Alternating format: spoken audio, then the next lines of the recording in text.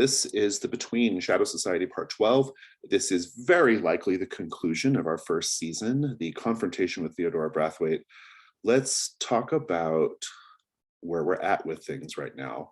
So I will say that I think that you're actually pretty close to having this resolved, right? It is a complexity 6 threat, and you have 6 clues, and so just to be comfortable, you can maybe get a couple more and then go straight to answer a question. But here's what's going on. Theodora's master plan essentially involves using the power of the St. James's Street ghost to give her access to the spectral realm, or to sort of like other dimensions, right?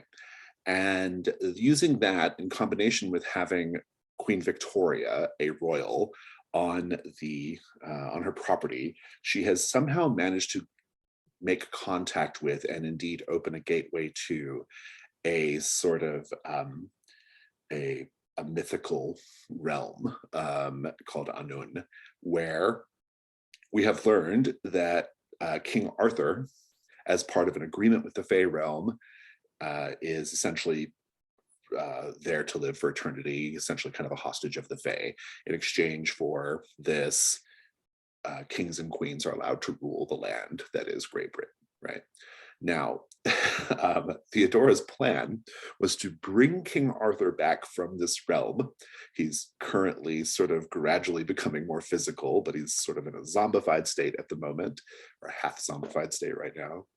And her intention is to marry King Arthur in order to be his queen. Her theory is that all Britons owe their allegiance to King Arthur, right? And that's why she has assembled a collection of very influential, socially important Britons to witness the marriage to King Arthur. She's essentially like showing off, but also creating witnesses to all of this, so that when the time comes, when she declares herself Queen of England with King Arthur at her side, there will be people in positions of power to back her up on this. It will obviously be a world-changing event if she pulls this off. If she doesn't pull it off, I suspect a lot of these people who are at this gathering are going to memory hole this, or just think it was a dream or something, right? We don't know yet, but that's sort of like where things are. Your question is, where is the marriage going to take place on the grounds? And how do we convince King Arthur to maintain his end of the bargain with the Fae? Turns out the Fae are quite powerless right now. Your dispatching of the spider silk seamstress is sort of evidence that the Fae are kind of weak right now, right? Not to disparage your talents or abilities, but but you were able to send her on her way. And so, yeah, you're sort of like standing in for the Fae, essentially, like trying to convince King Arthur to keep up his end of the bargain and go back to Annwn. You need to know where the wedding is going to take place, because presumably you'll have to make some kind of preparations before you make your confrontation with King Arthur. And so you need to get there before the wedding party does.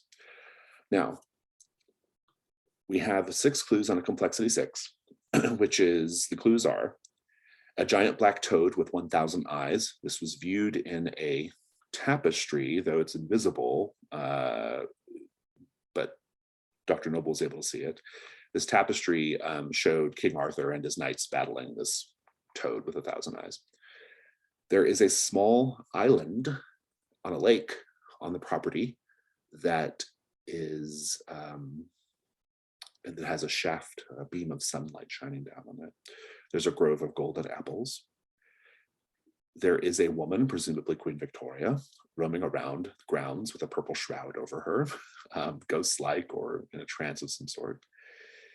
We have a rock with the pattern carved in it. The pattern turns out to be essentially like the agreement between King Arthur and the Fey realm. And then we have this egg that a spectral stag emitted to Dr. Noble. The egg has a strange luster. It seems magical in nature. So these are very like symbolic things, unusual things. You'll have to really stretch your creativity muscles to come up with a theory here, right? But that's the purpose of it. So I think with a couple more clues, you're probably in good shape to begin doing answer a question, but I'll leave that up to you. It is currently evening time. I think just to throw a monkey wrench into things, I think it would be fun to have Sure Shot roll the quickening to see if Sure Shot is going to be a werewolf for part of this. And even though we're not strictly tied to the phase rules, I think this would be interesting. And furthermore, Sure Shot. Actually, I think you can roll it with straight dice. I don't think you have any particular conditions that would make it. Well, the pattern, maybe the power of this realm actually brings out something in you. I could see that be an interesting angle. But whether that's a disadvantage or an advantage, I don't know. An open question. It is an so open maybe question. We just roll with straight dice. Just roll straight dice, see how it goes.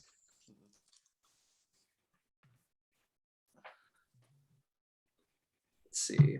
What's the modifier on the quickening? Either vitality or no. Sorry. Either composure or sensitivity. Your choice. Okay.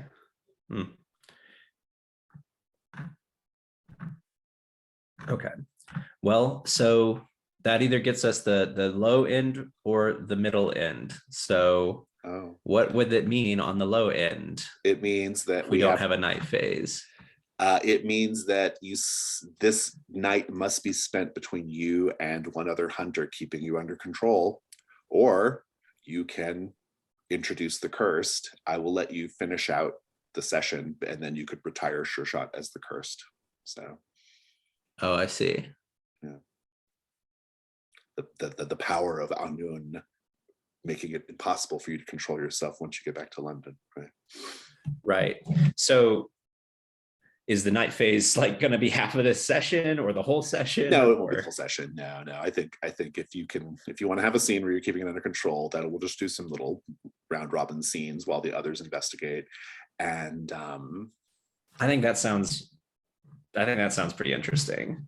Okay. So who is going to keep you under control tonight? Yeah, I think Dr. Noble.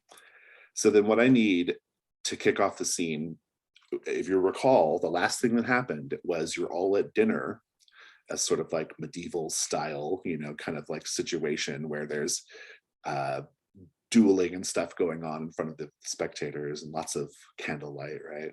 And these very extravagant medieval dishes that were sort of presented, and a quite ghastly King Arthur, not as ghastly as before. He has muscle and eyeballs now, chattering away and seemingly in terrible pain at the dinner.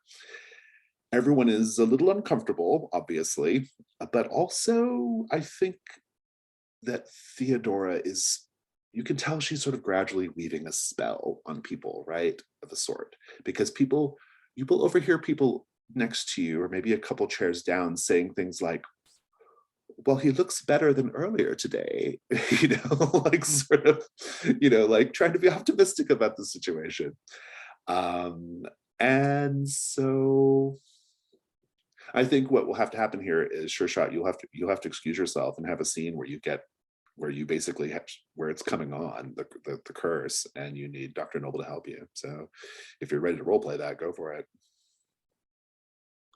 Yeah, I think Sure Shot, partway through the night, partly when you can see King Arthur like revitalizing, as like the full moon is visible out the window.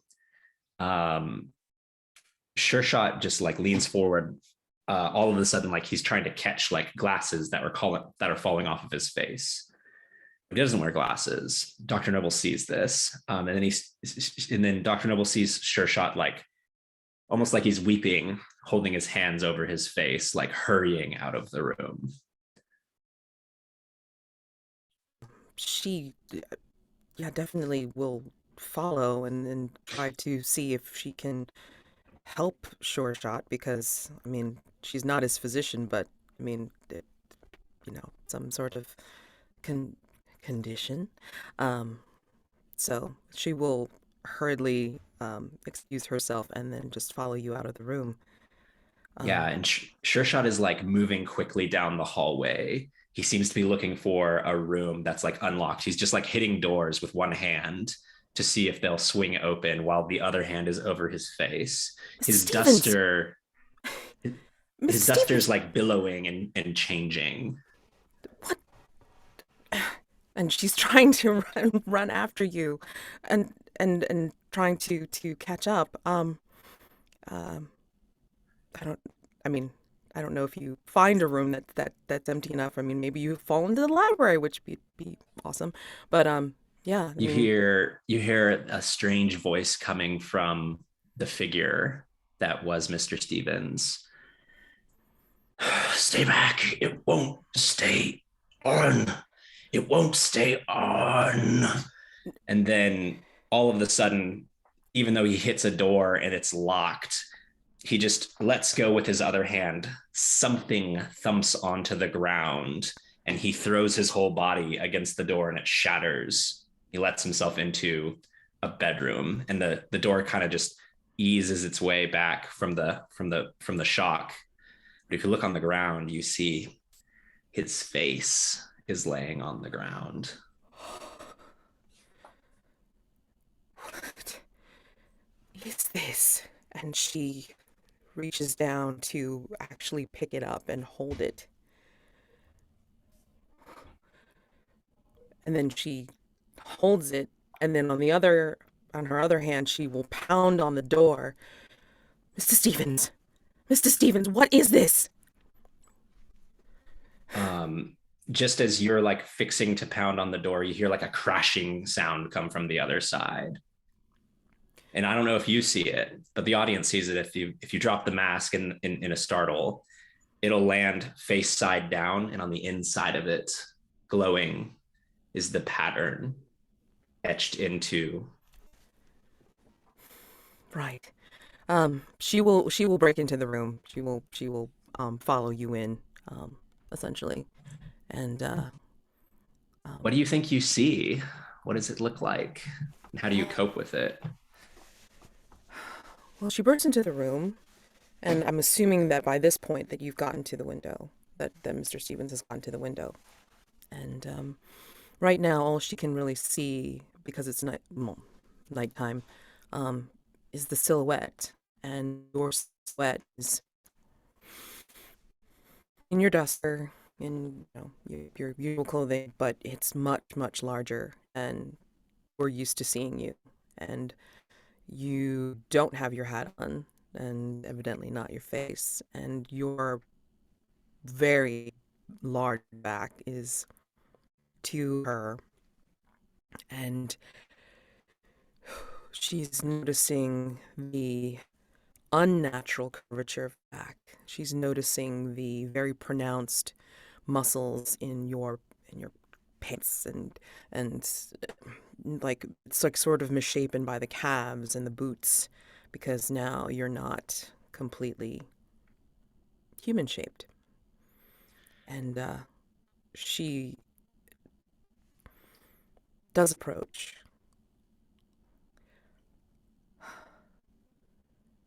Is this the other secret? Is this the other part that you were trying to hide? What what what manner of being are you? The thing that was Mr. Stevens all of a sudden sits down out of the window frame and with strange hands, maybe claws, tries to get his boot off and gives a whine and a whimper, and then bends all the way down with his unnaturally long back, and with his mouth pulls his boot off to reveal a too large foot that was stuck in it. Um, she will slowly approach and reach out for your back. Do you need assistance? As you touch along the back, you can feel like on a dog, like raised hackles, but they kind of smooth. And But then there's a flinch, like when an animal tries to get a fly off. right. She'll still try though. She'll still try to touch your back and let me help you. I'm not quite sure how, but what, is there anything I can do? Do you want me to help you with your other shoe? I I don't. And Sure Shot, because it is Sure Shot, you can see now in his eyes, just lays his chin down in your lap and gives a low, it sounds like it could be a menacing noise, but you can tell it's a whimper and a whine. That feels And like a good cut. Yeah. Thank you. Miss Blakely, Pope, the King Arthur is very wretched. The Theodora's like trying to feed him. Like she takes like bits of food on a fork, and he just sort of like teases the fork loudly, like, and like tries to masticate the food. If it just like kind of falls out onto the table. And at one point she helps him drink some wine, and it dribbles out of spaces on his face and neck that are not completely filled in yet. When he does manage to get something down, she sets down the utensil and goes, "Yay!" And this is what's happening right now. Pope, what are you up to? Dr. Noble and Sure Shot have gotten off somewhere where you don't know where, but I assume you're not actually sitting down to the dinner. I was planning to kind of make my way under stairs and see if I can make contact with any of the staff. Very good. I like that. Let's just have the information move with presence, just to kind of set the stakes here, see what's going on.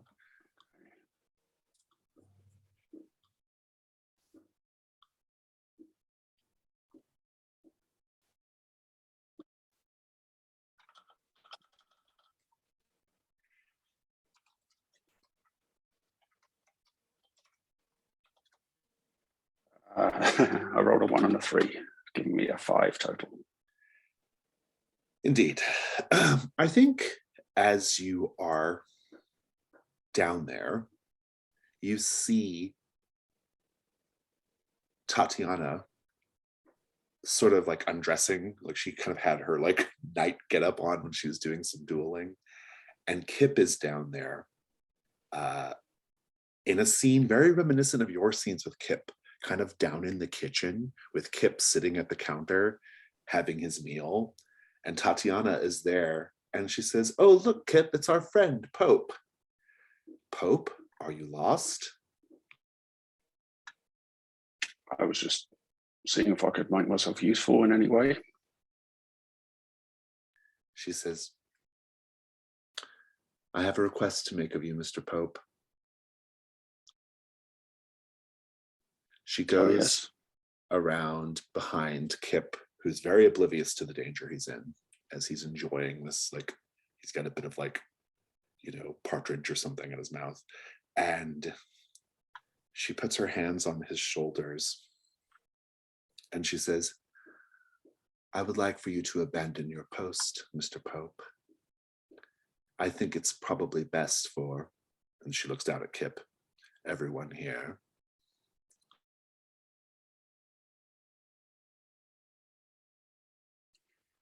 "I'll have the men escort you out if you wish."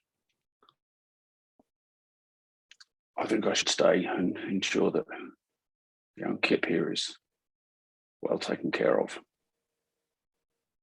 And she says, that is very, very sad indeed. I'm very unhappy to hear that.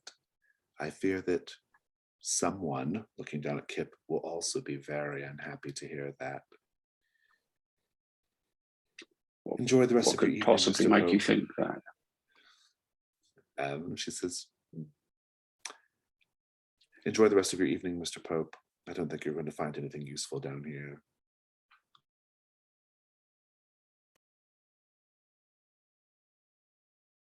The situation is Kip is in incredible danger right now. You can avoid this by doing the Janus mask. I think what I'd like to do is kind of sit down in one of the chairs in the kitchen, maybe pick up an apple from the table and bite into it. Very good.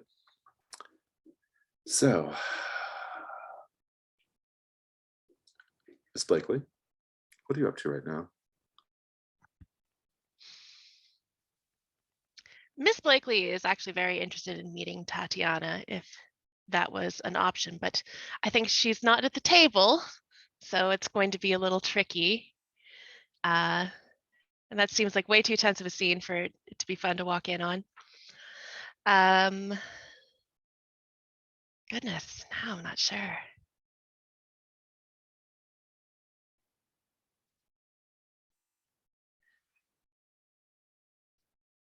Phew.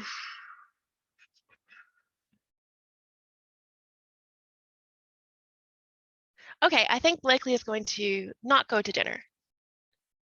She is going to take this opportunity to kind of wander the house a little bit and see if she could track down this person wearing the purple shroud. I like it. I think that's a good, actually probably a night move, in a way, with the goal of finding the woman in the purple shroud. And I think that this would be with probably composure. What are you afraid is gonna happen if you fail? I'm afraid if I don't find her and she is the queen, then we don't have any chance of stopping this situation. I think it's worse than that. I think you might discover that Queen Victoria is, she's gotten on side with the whole ordeal, and that would be a problem. That'd be a huge problem. Go ahead and roll. Oof. Okay.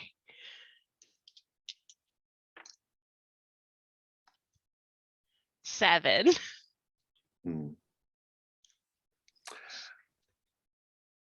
I don't want to use a mask because I love drama. You are roaming around and you do see the woman in the purple shroud. I think you are at, where are we at in the house? What do we think? Let's say that you are in the conservatory, glass conservatory. And you see the woman in the purple shroud on the other side of the glass.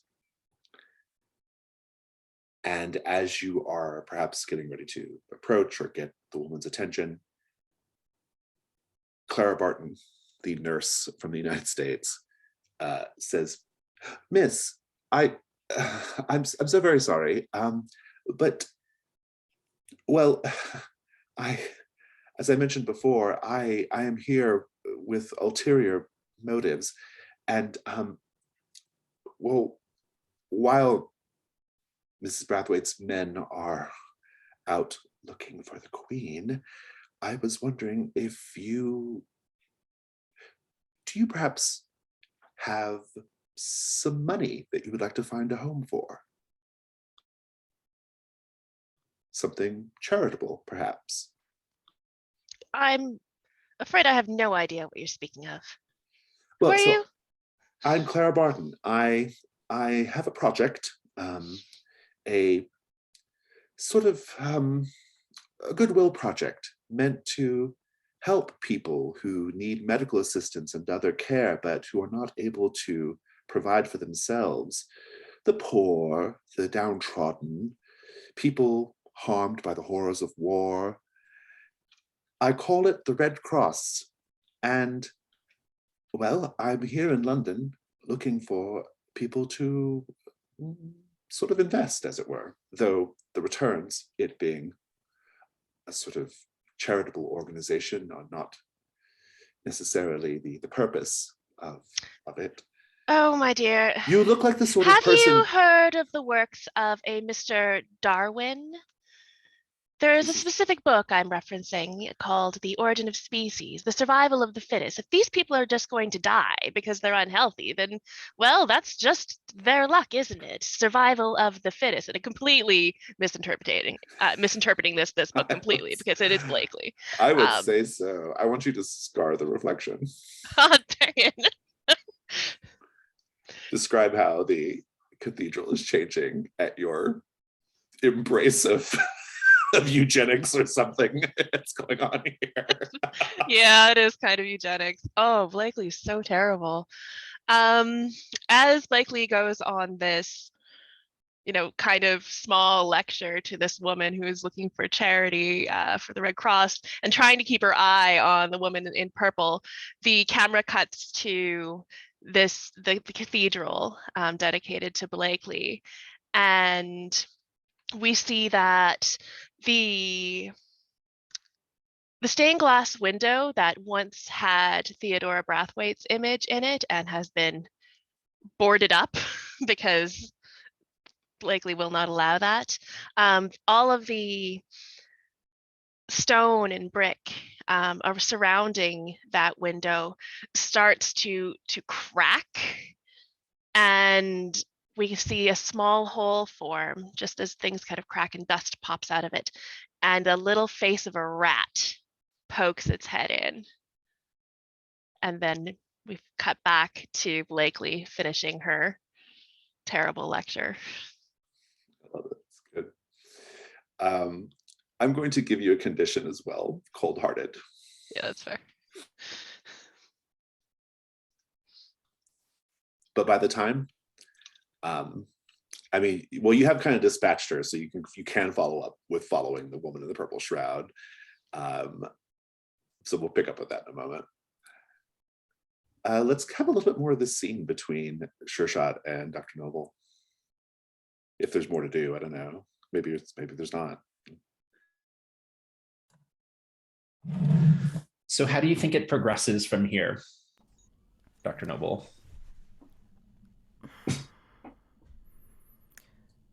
Now, does Sure Shot feel that, he's just, he's going to continue to change? Or this is the state right now, and this is where he will remain for the remainder of how this magic is working? Because the thought being that because of the magic around this place, it's affecting everyone, and it's going to make fae-based creatures like yourself, this is out of character thought, by the way, like more fae-based. And I'm going to assume that this is also going to amplify Most Beloved in some way. So, if you think you're going to be changing more, it's like, we're going to need to tamp this down somehow or use it in some way. I think this is the transformation. Like, I think it's about done. Like, there's more like scrambling to get like really uncomfortable leather like belt and things off because they were so restraining. Like, cloth will tear, but like that stuff is like, oh my gosh, like that's like jewelry and things. You have to get that off quick. Yeah. He cannot speak in this state. Yeah. He moves about on all fours. Yep. I don't think the duster can come off. It didn't come off quick enough.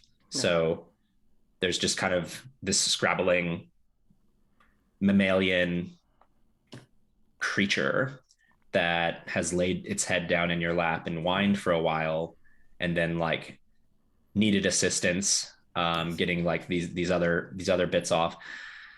It might be interesting if we were in the spot where your stag is still around, right? I asked the question and it spit out the egg, which I still have on me, as a matter of Okay. fact. Sure. But it disappeared. I like the idea. If you want the stag there, I think that's fine. I think it'd be interesting if it showed up in the room and Sure Shot like raised his head up and like kind of gave a growl. And basically, Dr. Noble will smooth down your muzzle, like try to keep you calm for that, and then she'll start to she'll start to she'll start to warble the little tune in her head that's been kind of drifting about this whole time, especially once we crossed onto the grounds, and it'll start off as a little murmur because like her voice is a little cracked because she's been nervous about what you are and how you're going to develop more, I guess. But she's just kind of petting your head and like trying to get you to relax, even seeing the stag, just try to calm you down. And then she'll start a little bit of a only on its own, and it's like complete nonsense, but it's just like she's just trying to warble like a tune that she's hearing, and just trying to get you to calm down. Yeah. And Sure Shot will look at you and then look at the creature and kind of give like that whistly, whiny sound that Shh. like It's fine. It's fine. It's just it's a spirit. It's a spirit of this place. I think we are all being affected at this point. You most of all at this moment. Sure Shot kind of goes to the corner of the room and like circles a few times, and there's the jingling, almost like a collar, but it's actually the sound of like loose bullets in his duster pockets, and he'll settle down in the corner and kind of lay his head down, still make that kind of whine noise, like That feels good. Pope. At a certain point, Tatiana says, Kip,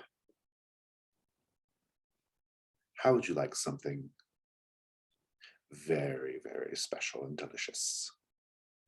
And Kip, with a mouthful of food, nods vigorously. She says, we have sweet wines and cakes down in the basement. Perhaps you could go fetch them. Pope, maybe you could help him.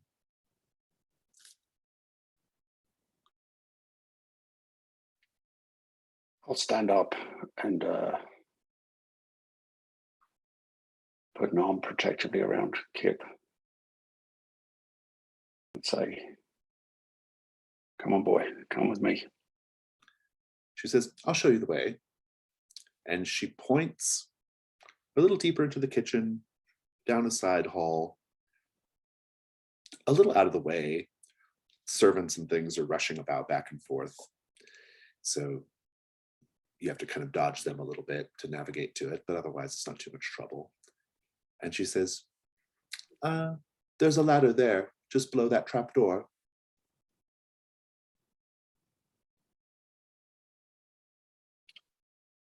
I don't think we'll be going down into any basement today. Come on, Kip, let's... Tatiana inserts Get you herself out of between here. the two of you and the basement, or the trapdoor, and she says, I really do insist on it. And Kip says, Mr. Pope, it's okay, I don't mind going down there. Trust me, Kip. I have your best interests at heart, which the same cannot be said for this lady. And I think you see that Tatiana has pulled a boot dagger, and she's holding it in her right hand. And she says, "Don't underestimate me, Mr. Pope. I am a trained killer." I believe it, madam. That's why I wish to take young Kip here away from this place. I think she lunges at you. I think Pope is ready to fight her if necessary. Make the night move with vitality. What are you afraid is going to happen if you fail? That she's going to kill Kip. It's worse than that, and you. So let's have that roll if you're okay with that, or you could proceed to the trapdoor. I rolled a 5 and a 1 and a vitality 2, so that's an 8. I think you will be able to escape with Kip. You can put her down too if you wish. It's up to you, but not before she gives you a nice bad wound in the side. Go ahead and describe what the scene looks like. Yeah, I think Pope pushes Kip behind him as Tatiana lunges, and he tries to dodge to one side, but she's too fast for him, and her knife pierces through he's still wearing that smock that he was wearing for the costume, and grazes right along his ribs and along the side of his belly. But he's able to bring his arm up and just shove her aside and push her into the wall, and then he grabs Kip with his other hand and just walks very, very briskly out of there as quickly as possible. Take a conditioned stab wound, but otherwise you're fine. I mean, that's not fine, but you're probably limping out and bleeding out as you. Yeah, I imagine the kitchen. Yeah, there's kind of so much blood coming from this wound that it's like soaking down one side of his trouser leg, and then he's, after a few paces, he's going to start leaving bloody footprints. Miss Blakely, once you move aside Clara Barton, what do you do? I would like to physically grab a hold of the woman in purple and she's on the other side of the glass of the okay, I need to get to her then. That's what I want to do. Yeah. Okay. You can there's a side door. You can go out and into the night air. You will see her across the way. She's now walking in one of the gardens. Occasionally she dips down a hand and touches a flower with a purple shroud covered hand, right? What do you do? Do I see anybody else in these gardens? No, there's no one else around. I'm going to take out the gun and shoot it in the air. In order to do what? I want her like a freeze, but less, I don't know, American Cop. You're just trying to get her attention then? Yeah. Very good. Then it's probably going to get the attention of other people on the grounds as well, or in the house. If you're okay with that kind of attention, I think that's probably pretty close to what's at stake here. But in any case, what are you afraid is going to happen if this goes poorly? I'm afraid everybody's going to come running out, and I'm not going to be able to do anything because I'll just get hauled off to, I don't know, jail. Yeah, I think it's worse than that. I think that you will be the person who responds will be like somebody from the Royal Navy who will insist on putting you in a makeshift brig here at the house. Don't like that. With, gosh, what is the roll here? It's probably still composure. I'm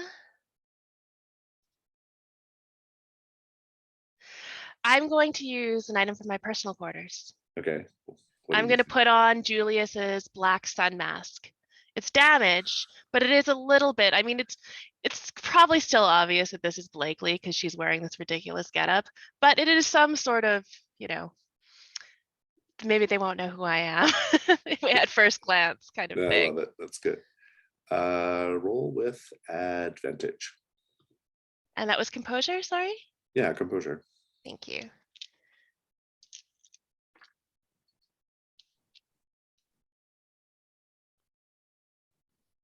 That is a 14. Nice, very good. I will let you, she will stop. I'll give you a clue as a bonus as well. And I think when the gun goes off, we cut away just briefly with everyone at the dinner being like, what was that? What was that? And Theodora, not wanting her party ruined, says, oh, don't worry. That's probably just Tatiana getting a late, or I suppose early start to the hunt. My men will take care of it. There's no need to concern yourself. And everyone sort of goes back to what they were doing. But let's take a 5-minute break. We'll come back and pick up. Miss Blakely, you have gotten the attention of the woman in the purple shroud. She stops.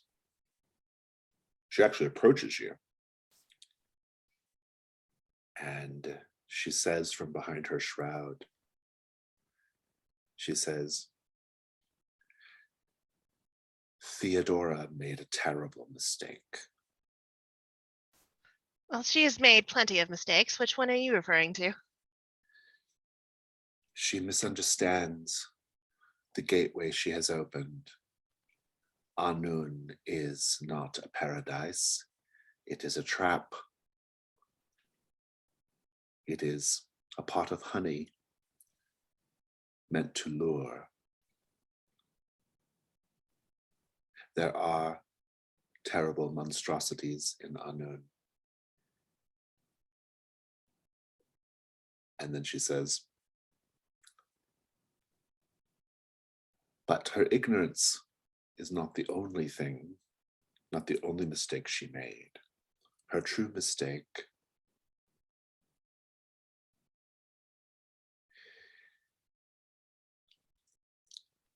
and then she says, she leans close to you and she says, my father was a footman. I have the title of queen, but I do not have sufficiently royal blood. And she says, her ritual was imperfect, and those monstrosities will reveal themselves soon. And that's your clue. The monstrosities of Anun. Dang.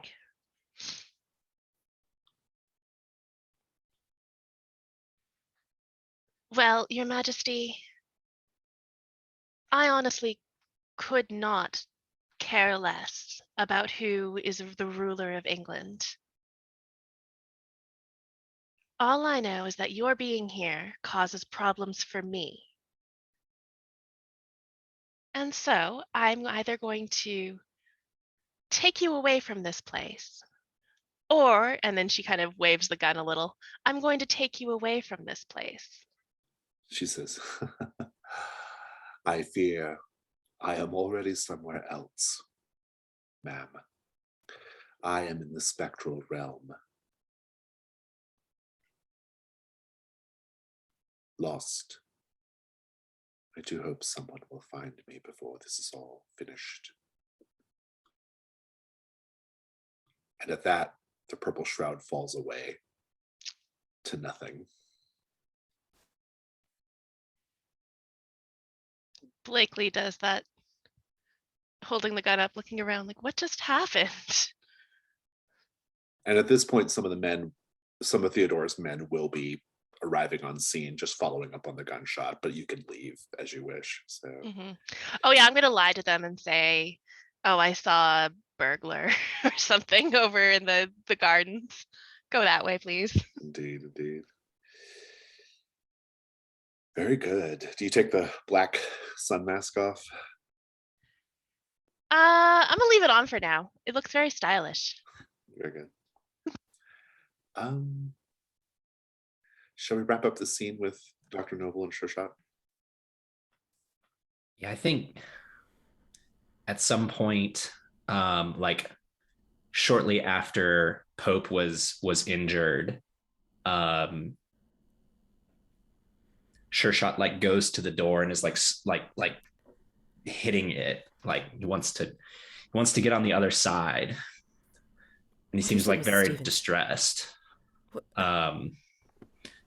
I think he's distressed because he can smell Pope's blood, like leaving footprints out there, but he like has no way of communicating it. He just like looks at you, like looks at the door, and is like circling. What do you smell? There's something out there, isn't there? She will actually open the door, and if you go out and follow the trail, she will follow you. I think just as he's about to go out, we hear the gunshot outside, and Sure Shot dives back in and hides under a piece of furniture. It's out there. It's not in here. It's fine. I hope.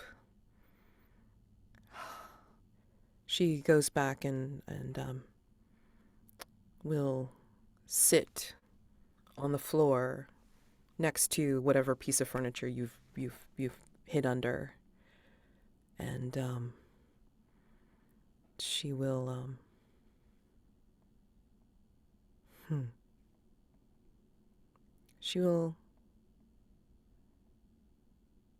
she does have her stuff with her. She will open up the dusty tome and put on the monocle to look at the tome. We'll come back to that. Pope, where do you go with Kip? Sounds like you went outside at least somewhere.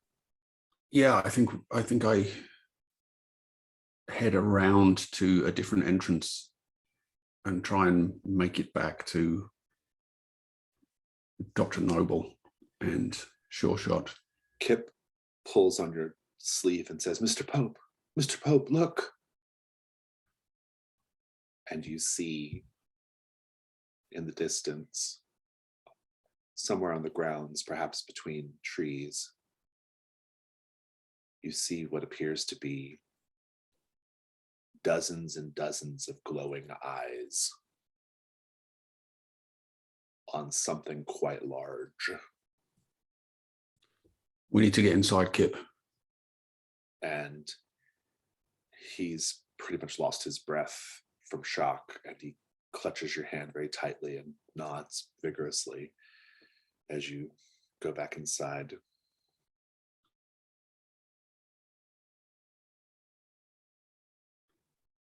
Take a condition. 1,000 eyes watching.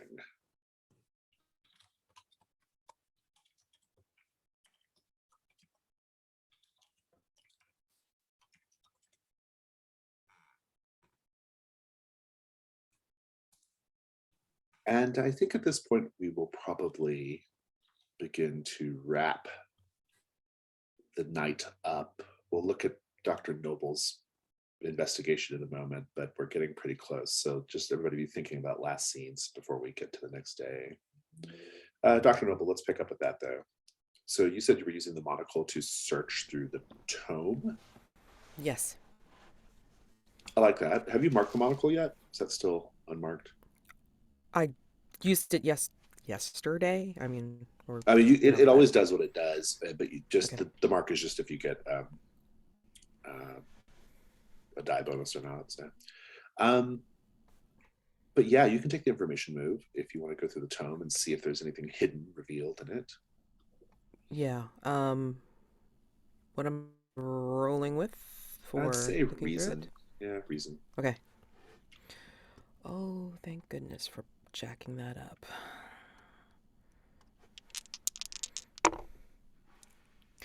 $11 + 3. Oh, very good. It's gonna be fucked up later. I'm sorry. Find you a find you a clue. I think so. I'll let you kind of describe, what is the tome generally about? She pulled it out when she had worked on the child, and she found, again, it had the references for the weird machine thing in the library. So it's kind of like, oh God, I can't remember the name of the in real life papers, but it's like a collection of different things that don't necessarily have anything to do with each other. But I mean, it just has like esoteric information in it. And like using the monocle actually will reveal other things, like hidden messages or notes or margin corrections or something. So, yeah, I mean, thinking that that's what it is. Yeah, that's really interesting. I This is really interesting. I think it actually might be helpful, especially since you got such a good roll. If you want to define the clue, that way you can tailor it to whatever your theory is. Oh, I hate this part because I mean, I have my theory, but I don't know if anybody else is going to agree with it. So, Put your thumb on the scale with the clue. I don't want to do that. Oh, shit. Um, I'm more interested than ever in hearing what this might be. I don't want to commit to this. Well, think on it. You can define the clue once you get ready to answer a question as well. Okay. Yeah, I have to think about this because yeah, it's just too goddamn important. So, yeah. Anything else, Sure Shot, that you want to wrap up the night with? I don't think I have anything else. I think it's just like kind of sad how distressed Sure Shot is after the gunshot, because he was ready to go and try and help, but immediately just fled underneath a piece of furniture. I think it's just like a shaking, trembling mess, and even like, yeah. Very good. Pope, do you want to have a little denouement to the evening here? Yeah, I think Pope and Kip head back up to the rooms they've been assigned, and Pope will report into Dr. Noble and just say, I found young Kip here under the care of Theodora Braithwaite's daughter. I took it upon myself to bring him away from her, as I think she intended him some kind of harm. And we saw Doctor outside. I don't know how to describe it. It was like 1,000 glowing eyes, but it seemed to me that it was not a group of creatures so much as one creature with 1,000 eyes. I don't know that I can explain myself any further than that, but... And knowing what she saw in the tapestry, I mean, her eyes go big. That sounds like exactly what I saw in the tapestry depicting what Arthur and his knights fought. If Anun, or whatever this is coming back, then all of it, including that creature, may be coming back as well. This...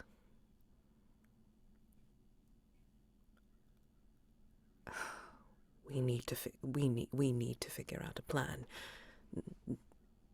Just... This has gone beyond now her, Lady Brathwaite, just marrying a corpse or a ghoul or whatever it is. Now it is going to involve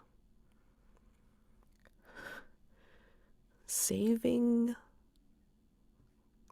important people in England, it seems.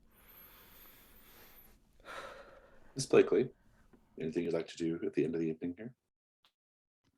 No, I think the last scene of Blakely with her not really sure what just happened is a pretty good way to leave off. Let's have a paint the scene as you all sleep. Given everything we know, given your current conditions and anything else you'd like to add, how does the realm of unknown invade your dreams tonight?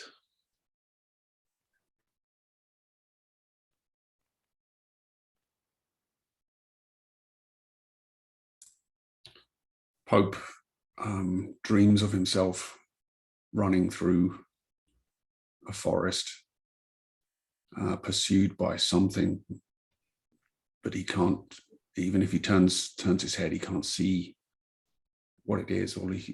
He just is aware of this presence. He can't see or hear anything. He just knows he has to run. But as he's running, he's leaving like a thread of blood unspooling from the wound in his side as he goes, and it's just, wrapping around trees. So it's almost like the thread that Theseus left to find his way through the maze. It's not liquid blood, it's a solid thing unspooling from his side.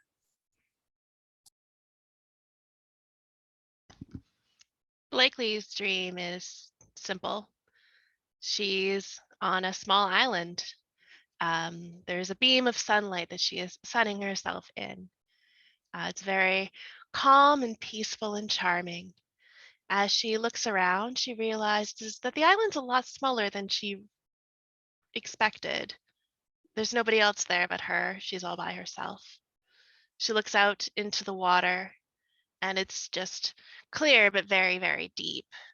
As she looks off into the distance, she could see sort of just that kind of fog that rolls off of water. And in that fog, she could see giant creatures moving around. She can't get a good sense of what they are, what they're doing. They're just there.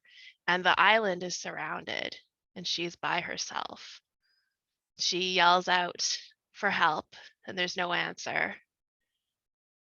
And she sits down knowing that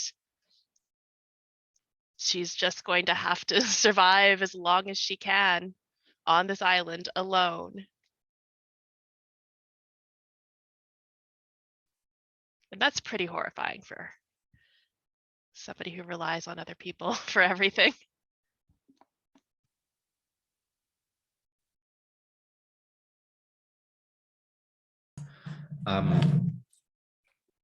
Sure Shot just has like fragmented dreams of the first time that he was here and the first time he changed, because this is the place that he was when that happened.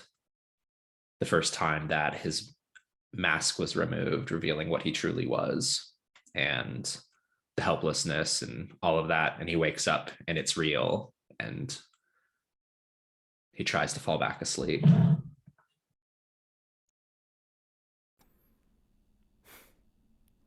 Dr. Noble remembers when she was a little girl and she saw that spider web that was so perfect, and the woman that came out of the forest that offered to show her how to make more patterns. And she goes with the woman this time into that twilight world, and she sees all of the patterns strewn on the trees and in the air. They're similar to the pattern. They're similar to the things that she saw through the man in the sun mask's mask. And as she watches, the patterns are dissipating and dissolving into the air. But there is a creature beyond the twilight patterns that shines with red eyes, many red eyes. And she searches for a light somewhere in this place. And she thinks she sees one in a purple tent. And she thinks she sees a boy in a purple turban. And she goes to him.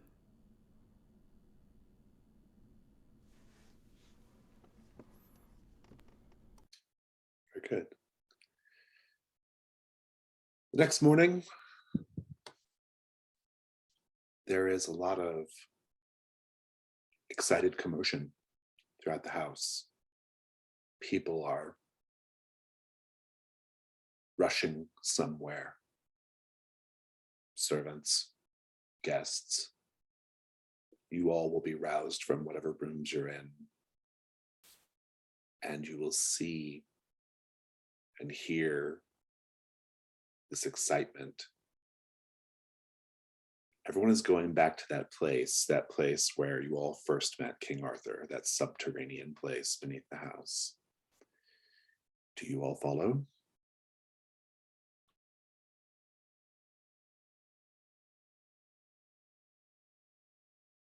Oh yeah, Blakely will follow. She wants to know what's going on.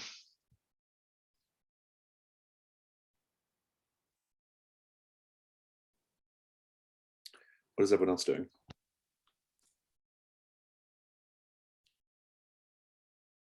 I think Pope will stay to protect Kip.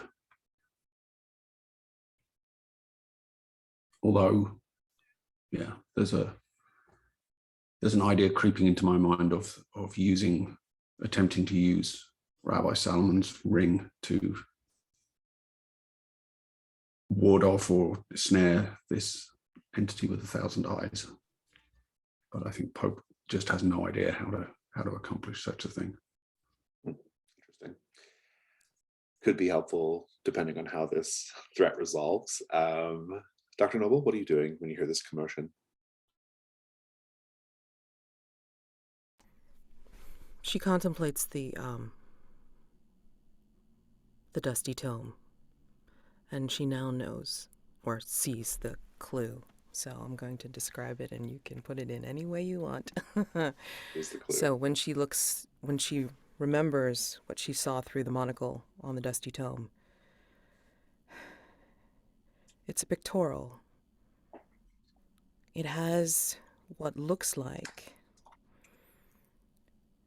and I don't know what it would appear as in another language, but it's like a hieroglyph of the egg and the pattern, and then a man, or the form of a man, approaching with an offering to a group of people that aren't human.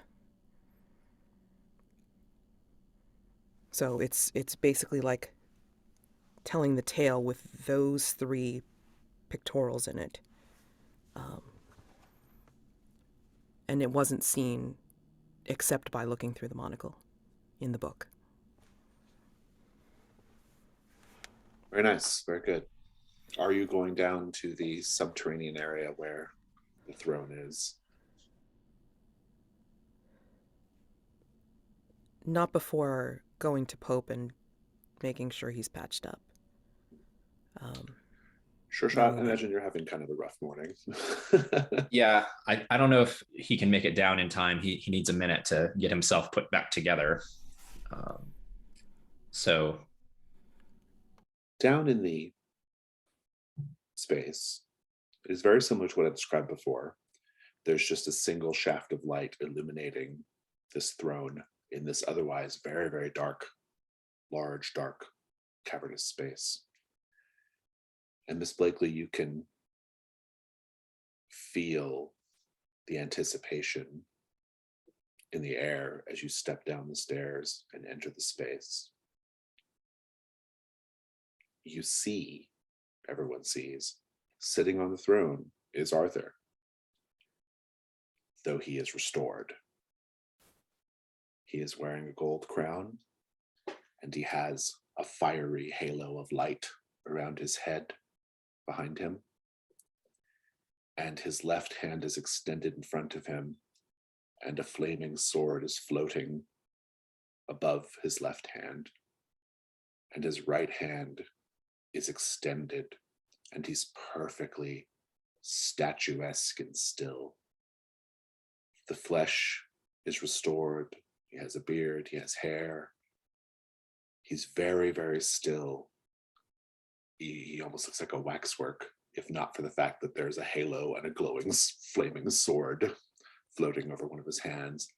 Very like an icon, you know. And you see several government ministers approach and kneel before the throne, and they kiss the ring on his extended hand. He makes no, he just continues staring straight forward. He makes no observation of these people or reacts in any way.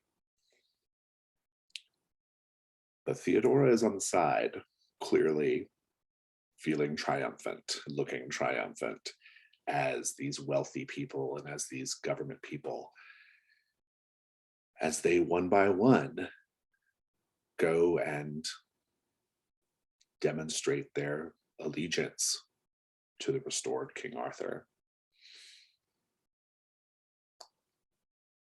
When the time comes, Miss Blakely, what do you do? Blakely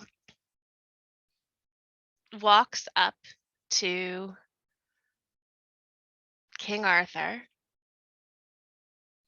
She doesn't bow or bend to kiss his ring because she wouldn't bow or bend to anybody. But she does say to Arthur, not to Brathwaite, "Your Highness, it is quite astounding to see you here."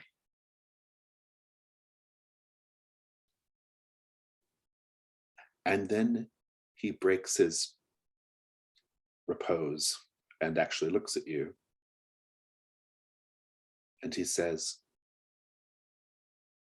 "Are you the woman who is to be my queen? Are you my new Guinevere?"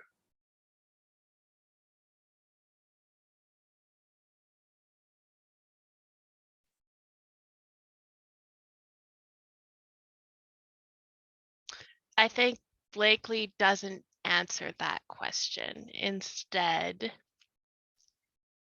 she says, "Now that you're here, what is to be done about the monstrosities from Anoon coming here as well?" That actually makes Theodora more attentive and nervous than even the possibility of you becoming queen. She approaches and she says, "I think that's quite enough audience for one morning, my love. Everyone, the wedding will be taking place very, very soon, in a matter of hours, in fact. Raiment and finery is being delivered to your rooms. It has all been beautifully tailored to fit.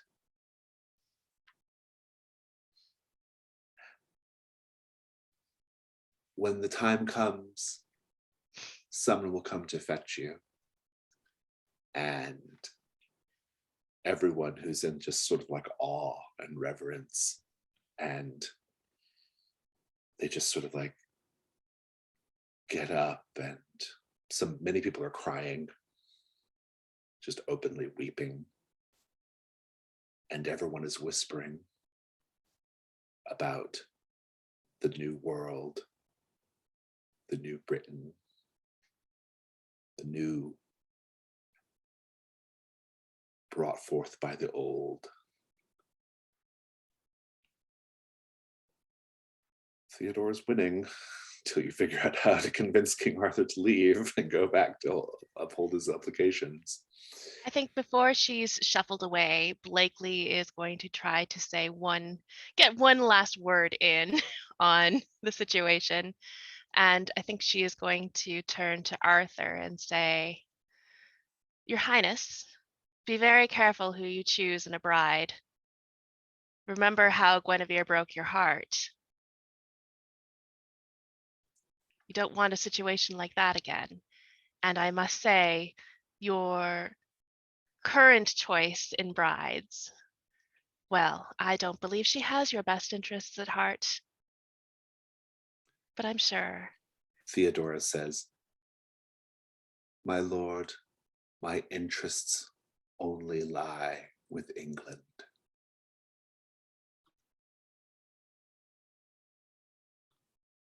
And now is probably a good time for you all to get together and figure out what's going on here. Yeah. You have 8 clues, which is plenty to Yeah. get a good result. I think wherever you all are gathering, like Sure Shot will show up late. His clothes are ragged and torn from being overfilled, but he's wearing all of his clothes, and he has his hat kind of pulled down low, and he's still holding one hand to his face. And a close look, which will show there's even kind of seams about his face. And he looks very haggard. He says, I think I know what we gotta do. And Goodness, Mr. Stevens, what happened to you? Dr. Noble will go up to you and just, lay a hand on your face and, are you going to be all right? And he looks you dead in the eyes, and he doesn't answer.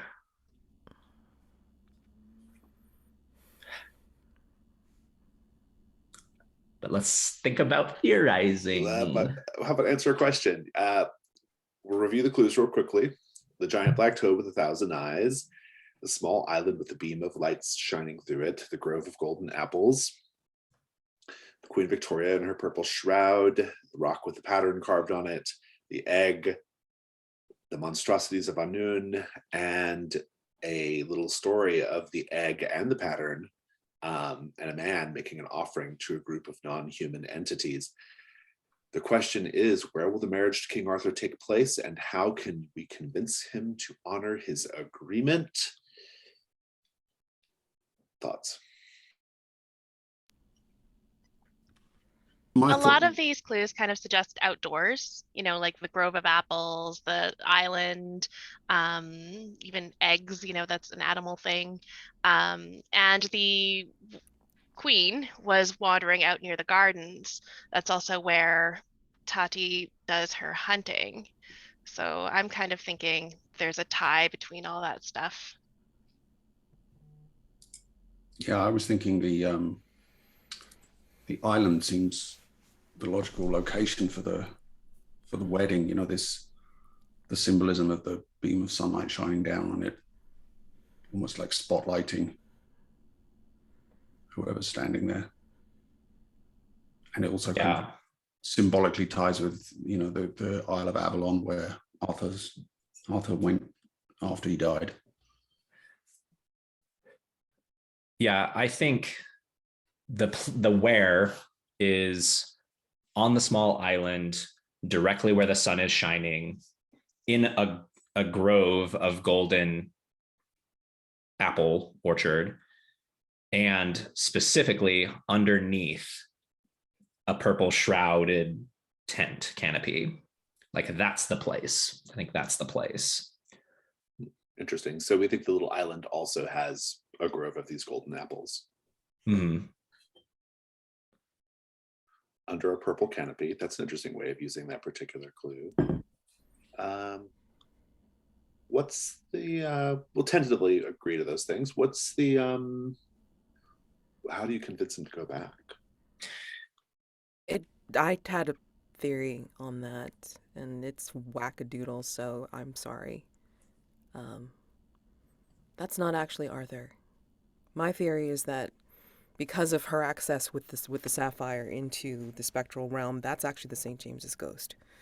Oh, interesting. She's got the St. James's ghost impersonating Arthur, and then what's really Arthur's consciousness is locked in that egg, and we somehow have to get the egg open and the pattern inscribed, because that's the agreement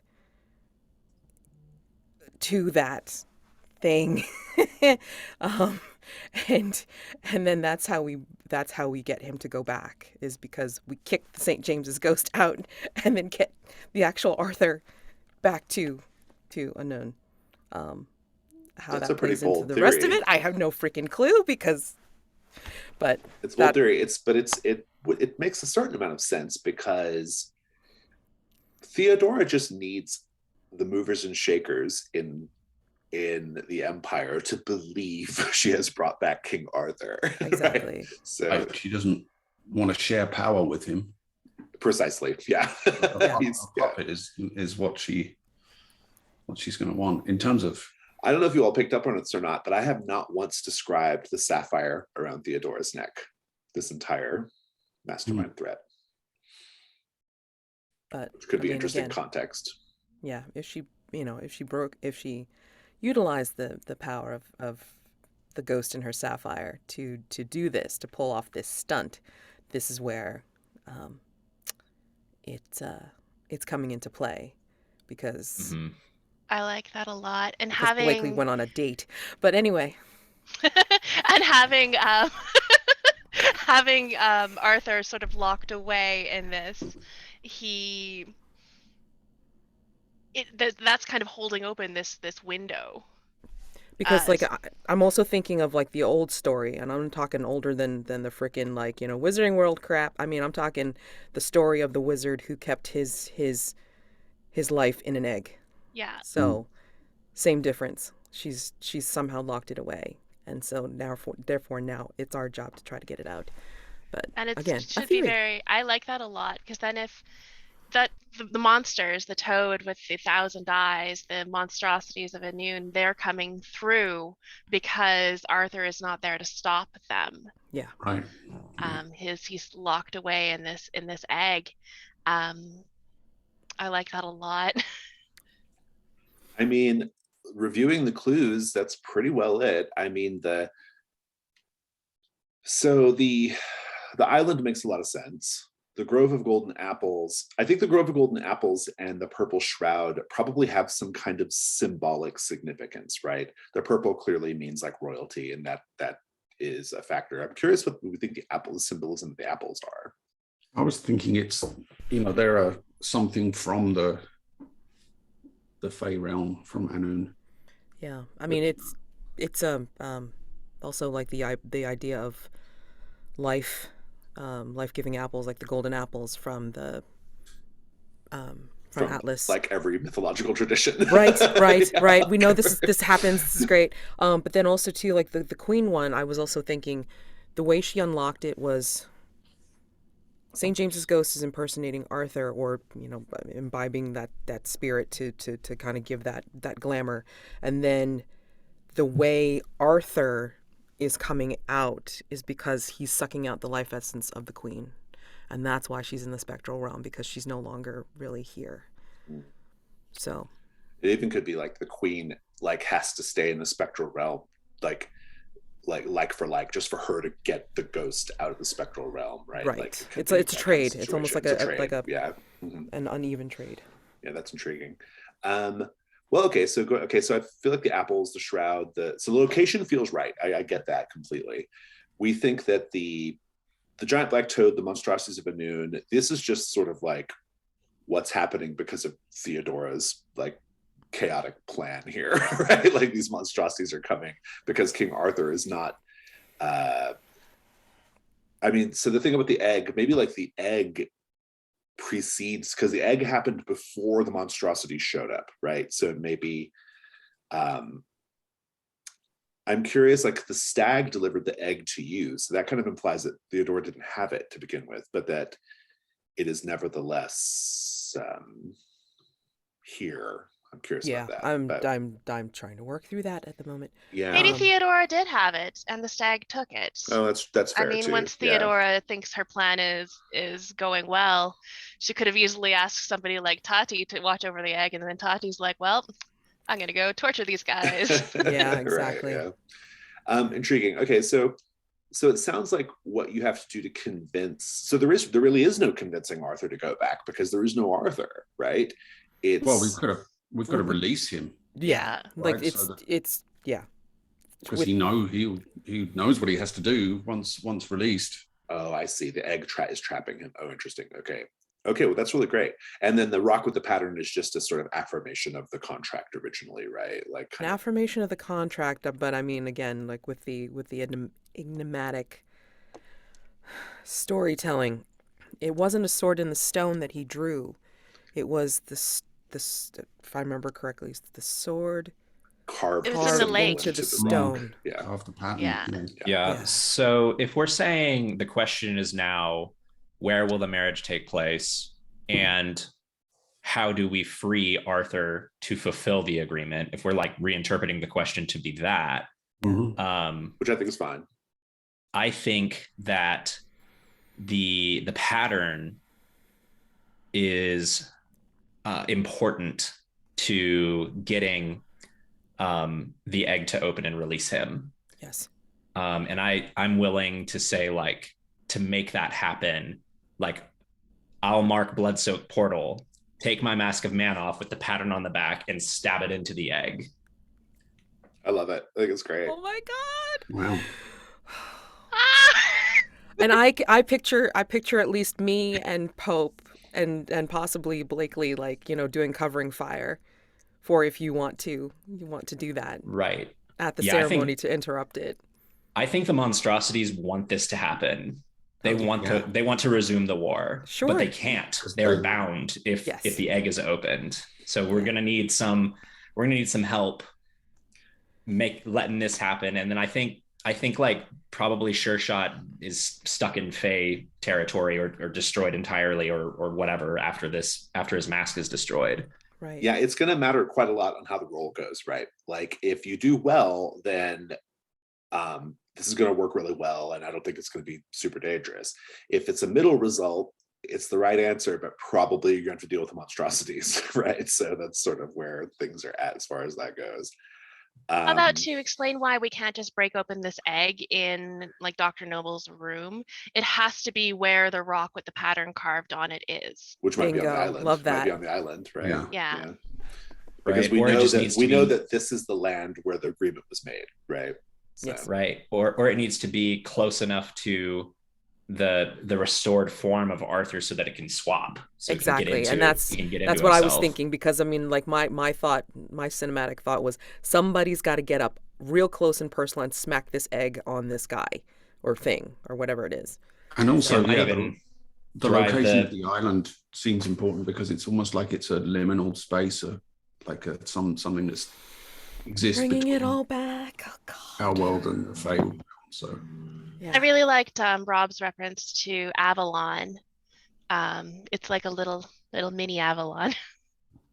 yeah, it's almost like Theodora's made a model of Avalon or something, because the symbolism is key to how this works. Or the history just misunderstands how the history and myth misunderstands how big Avalon was, right? Right, So, right. Well, just like it everything's romanticized. just like it misunderstood the sword and stone, right? So I love it. Who wants to roll? Okay, I'm going to Go for it, try- Mads. This was your baby. Huh. It's +2.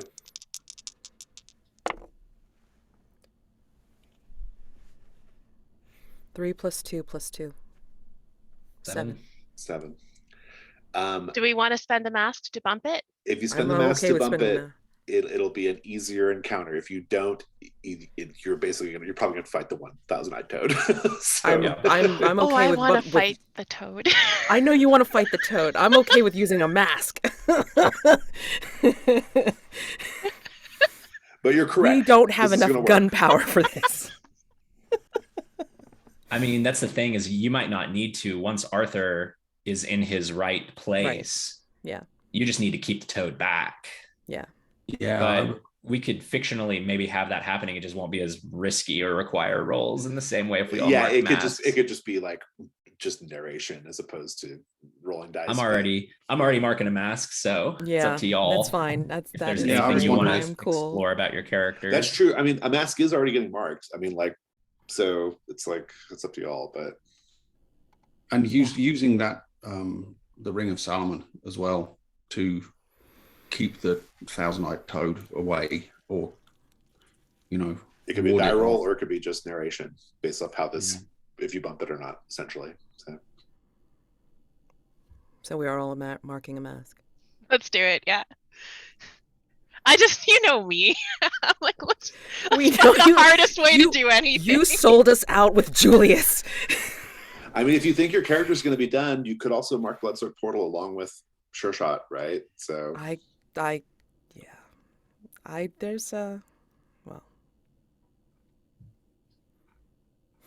Yeah, I mean, I'm prepared to do that in order to, protect.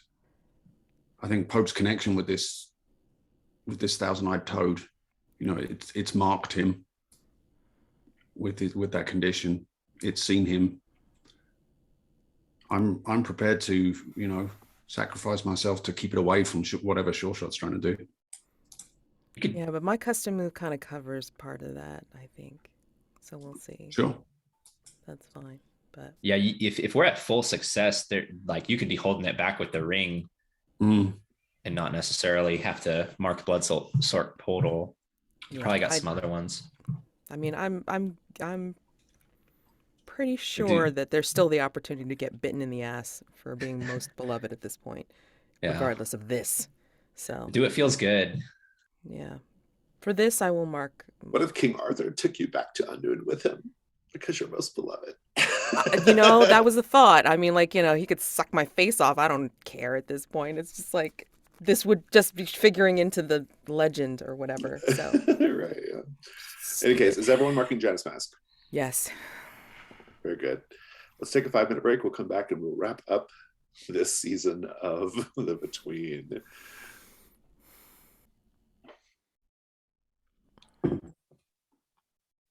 Presumably you all go to the island before the wedding party does. And so I think what I want to know is, knowing what you know and knowing what you might have to deal with, what preparations are you all making on the island before the wedding party arrives? If there is, again, I'm just picturing this scene in my head. If there is a higher point than where we think the actual ceremony is going to be held, like where the shaft of light is, there it is. I mean, this is the perfect spotlight. If there was a higher point of some sort, it's like, I want me and Pope up there with the guns. Yeah, I think there could be like a little rocky, slopey kind of thing if you want. I think that's fine. Maybe not too high, but higher. Yeah. I don't know where you want to be, Miss Blakely, in terms of... I think probably down on the ground, close to the situation, because if all else fails, someone has to shoot Brathwaite in the head. I love that idea. That's wonderful. And you are now mechanically allowed to dispatch her as you wish. So, what about you, Sure Shot? I think Sure Shot finds the place. I think it is more symbolic. The island is real. The shaft of light is showing this grove of golden trees, of trees bearing golden apples, but the veil is actually like other trees with purple flowers, like just at the edge of that grove, and it's perfect. Like, it's the perfect spot to have two people standing beneath it, and he's lying in wait there. Very good. After a time, once the sun is high in the sky, the wedding party begins to arrive. They are coming on a series of little boats that have been prepared. And the boats are festooned with flowers. And all of the guests are wearing, they're wearing clothing that looks like positively pagan, like white shifts and tunics, flower crowns, that sort of thing, right? And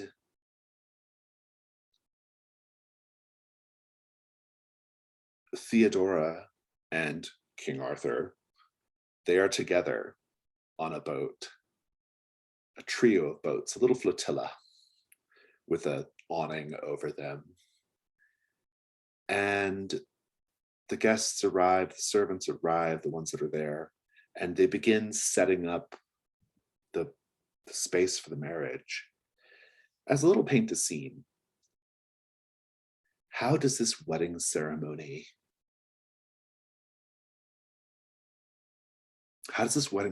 feel pagan in nature?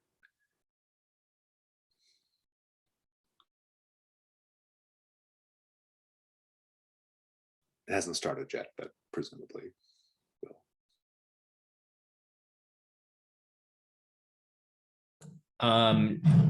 Nobody's going to be seating. They're all going to be kneeling.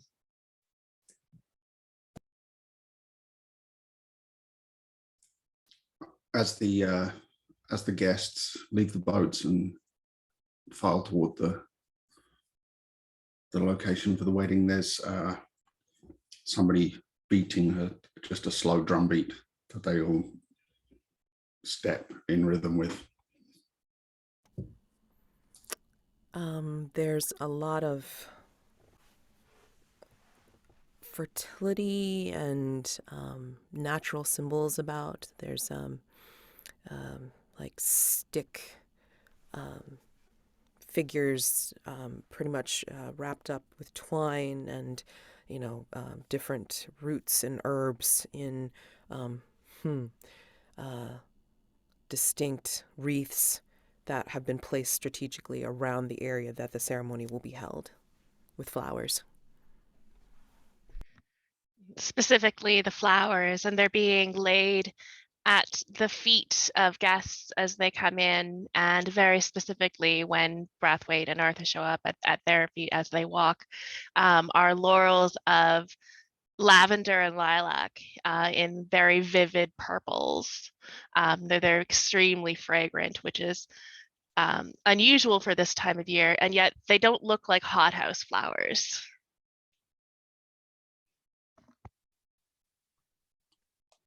Very good. Are you going to interrupt the ceremony, or are you going to let the ceremony play out? I thought we were going to shoot him up. I want to interrupt. Yes, I think it sounds delightful if like the ceremony is proceeding and then Blakely stands up out of the ranks and interrupts it, and then our plan is like unfolding.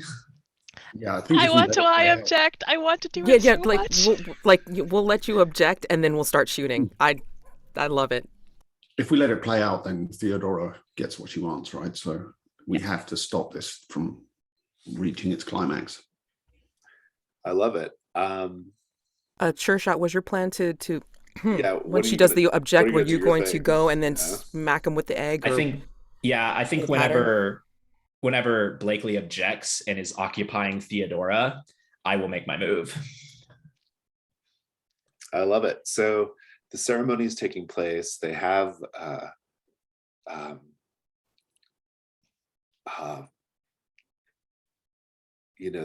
there are vows being spoken.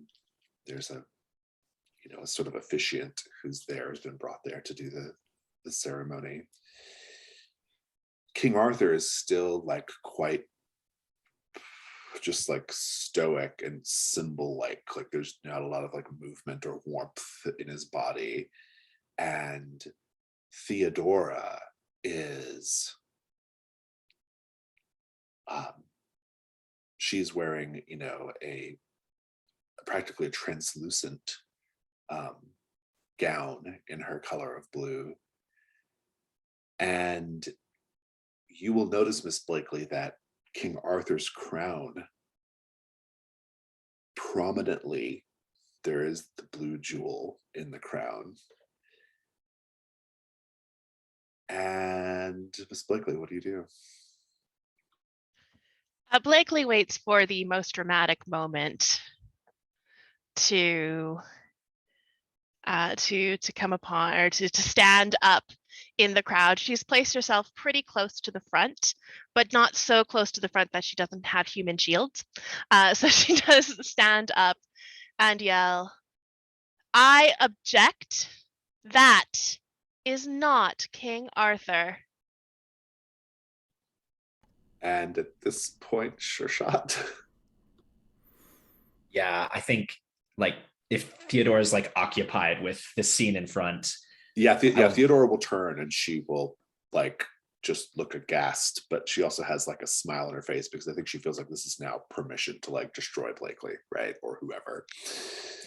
But Yeah, as she's doing that, I mean, as soon as she says I object, and then, you know, me and Pope are up on the high point and we are laying down fire to keep any guards or anybody away from Sure Shot and Blakely to get this done. Maybe that's what's happening too. Yeah, I like that. Yeah, and Sure Shot steps out from around a tree, from one of the trees with the purple crown. And he's holding the egg in one hand. And he's holding a knife in the other, and he's with the knife hand, he's holding his face on.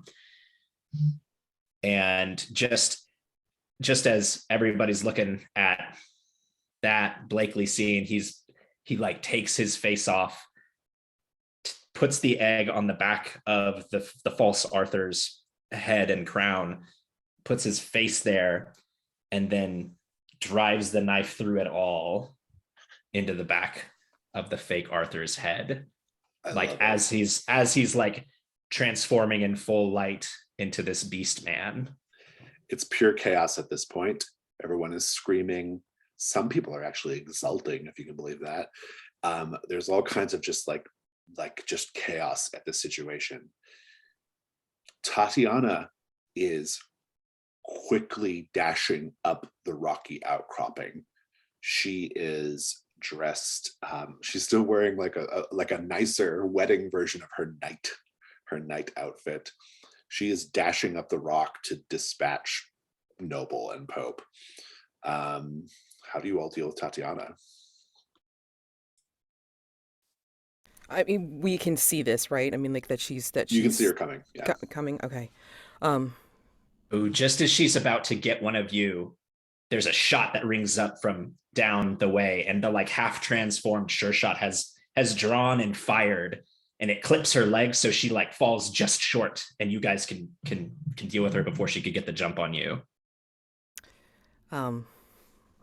So we see her coming, and then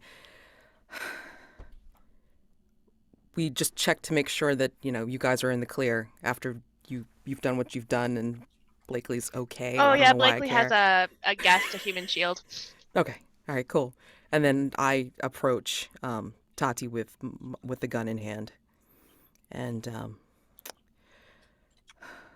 well, you can no longer threaten anyone, including children. And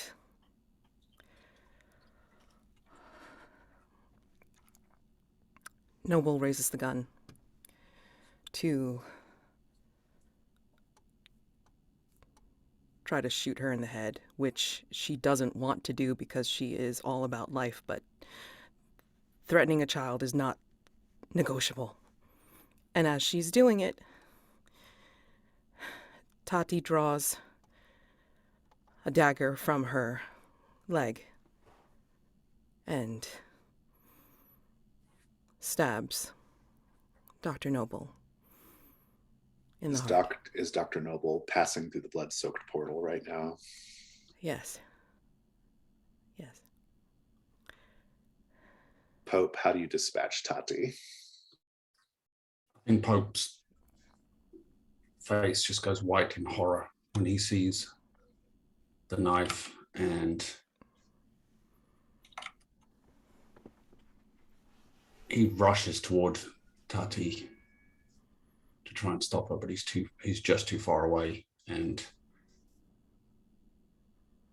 But as she pulls the knife free of Dr. Noble, she kind of turns and gives Pope this kind of evil smile, and he just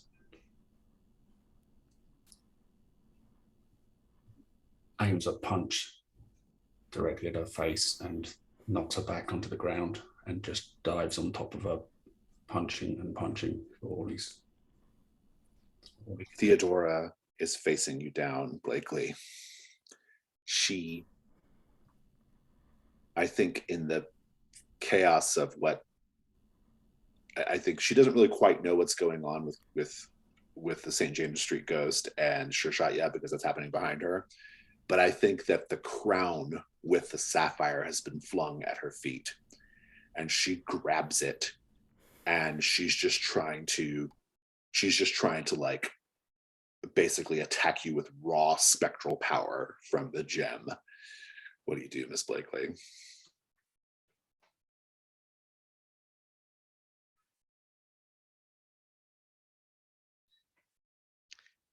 I am going to quickly take a look at the St. James Street ghost threat. Just one quick second.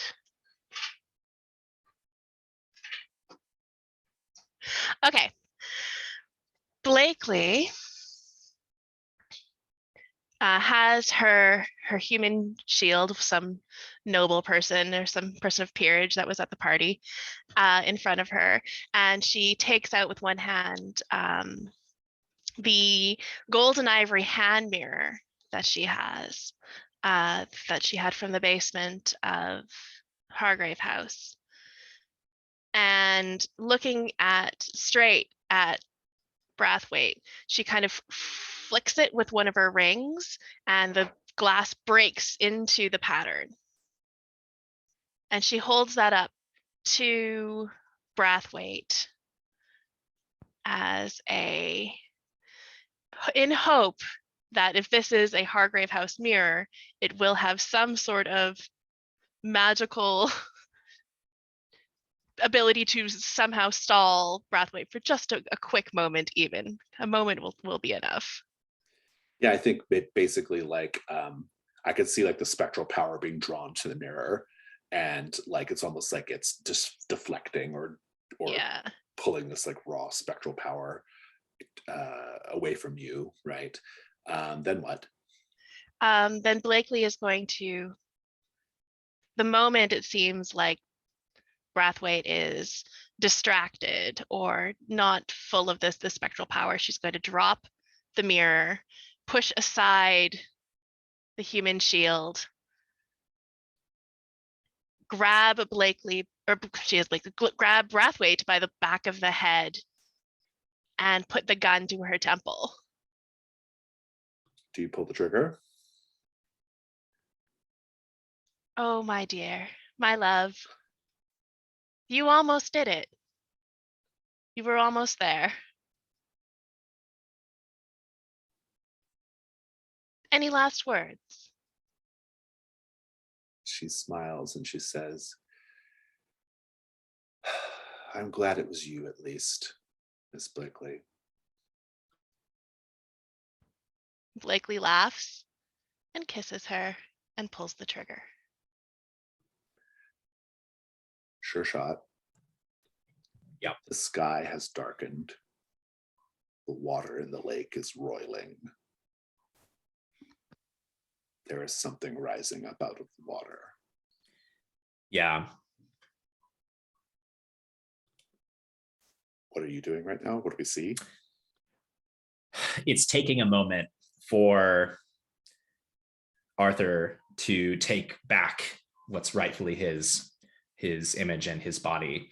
And I think it's just kind of shaking while it stands there, and that's happening.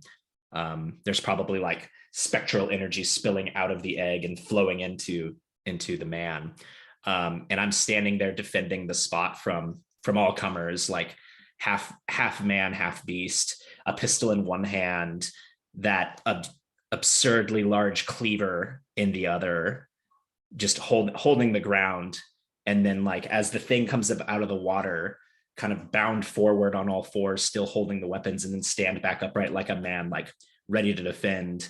and then give this like howl of rage, this like come at me howl of rage, just trying to give it time, give it enough time. Yeah, the thing rising up out of the water, it is the black toad with 1,000 eyes. I think it's actually, weirdly, it's preceded by beautiful music, by almost like celestial music. You can hear like this like chorus rising up out of the water, which sits in total discordance with the thing itself, which is this grotesque titanic monstrosity with water, blackish water, sort of dribbling down out of its, out of its mouth and over its slick body. And as it opens up its mouth, its frog song is this like beautiful, delicate angel's choir, right, coming out of it. And it's enormous. It's so big. Like it like you could basically, I mean, two people could step into the mouth easily and have plenty of space all around, right?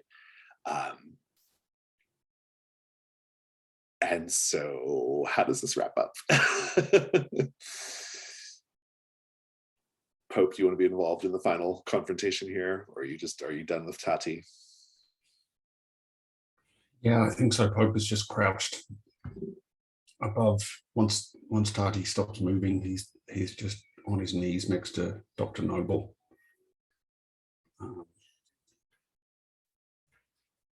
With his head in his hands. But on hearing Sure Shot's bellow of challenge to this creature, he turns his head and with a grim set to his face, just gets up from his knees and walks down the outcrop to stand next to Sure Shot. And he has Rabbi Solomon's ring on the little finger of his right hand. Some of the revelers who are mad with exultation, with revelry, they begin throwing themselves into the maw of the beast. They throw themselves into the maw of the beast, and this angelic choir coming out of the creature's mouth is matched, or what is added to it is the sound of their screams as the creature's sort of like, it has like kind of rows of teeth inside its mouth that just grind the people up. And they scream as the music pours forth. So what happens with the ring? Yeah, Pope steps toward the thing and lifts up his hand and just holds it so that the creature can see the ring. And just calls out, "Leave this place. I command you, leave this place."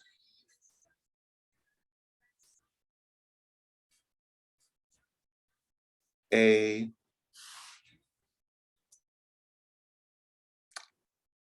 paint the scene question.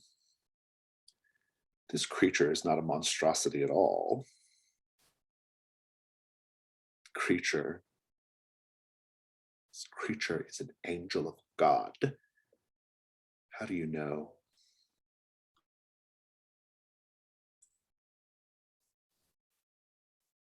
As Pope gets closer to it, he can see that although its flesh is dark, it's black, there's actually a very subtle pattern to it that's extremely regular and geometric. Just this incredibly complex,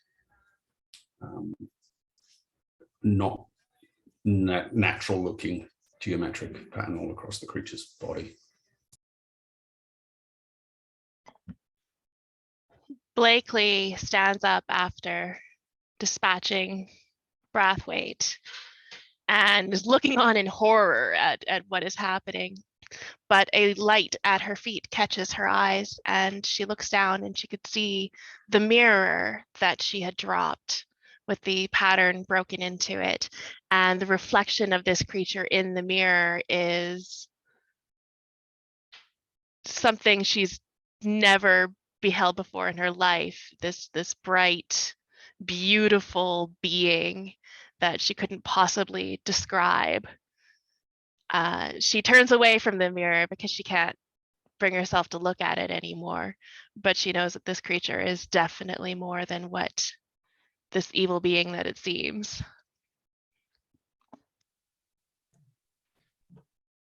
As you're holding the ring up to it, Ring, which we'll mention here, is like an artifact of power of Jewish mysticism, worth pointing out. Right. It the creature like has the like a mirage image around it that looks more human shaped, but is kind of glowing, and it's holding a great sword, and it brings the sword down, and it just kisses the edge of the ring, like, keep those in there. I love it. So, Sure Shot, wrap this up. How are we getting King Arthur involved here? What does this look like? So perhaps in the tapestry, they weren't battling the creature at all. Right. I think King Arthur takes control finally. It took a while. And he's holding his hand out with the sword, and then he grasps it, and he steps before this strange creature. This is further evidence of what it truly is, and he kneels, and it's the creature's sword comes down on each of his shoulders. Fantastic. And I don't know what else there is to do there. That feels pretty good. I think a crown just materializes over his head, like, and he stands up. I don't know if there's more to the scene than that. I think that's probably it. So, at this point, I think it would be good for, if there's any Janus masks that are not the Blood-Soaked Portal, we need to do those. And then if there are any characters who are retiring because of Blood-Soaked Portal or because they're the factotum, you can have a little character epilogue. So maybe like just showing, if your character's not there, maybe what the world is like in your absence or whatever. So do you all need a minute to think on it? We can take a little break if so. I'm ready. Okay, take it away. Yeah, I think I'm ready to. Oh, sorry. I have to open this back up.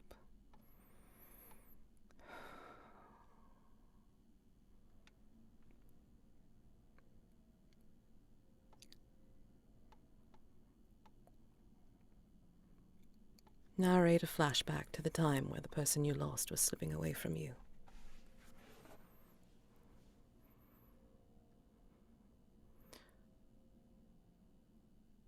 I'm going to combine this a little bit with something for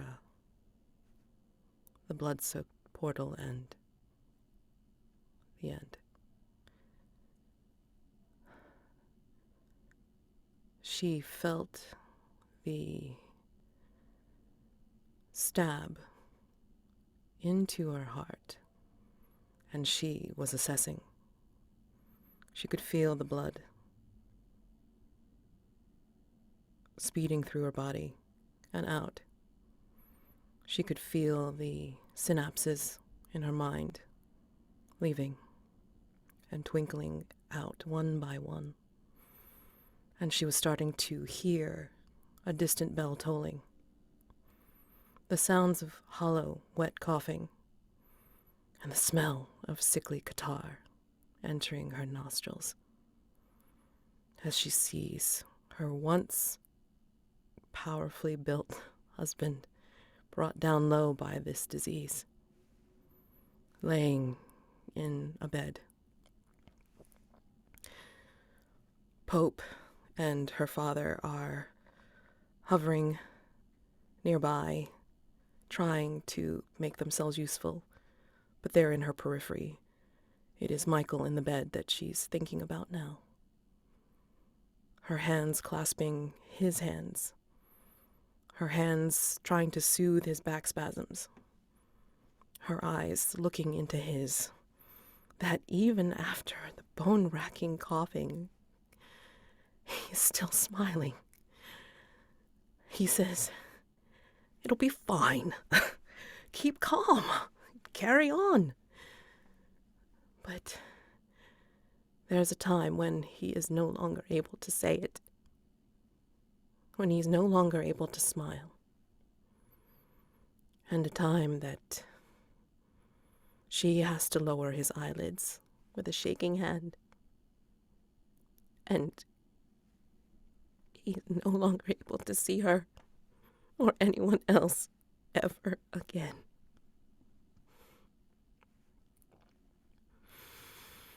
And she knows that this is the end. And her thoughts, her last thoughts, go to London, go to her lab. And she sees some. His eyes fly open. And she's able to give him one final direction. And he takes the sonnet book that he's been left with and reading. And he goes to Pope's room to await him there. Marissa Noble, doctor, wife, mother, is no more.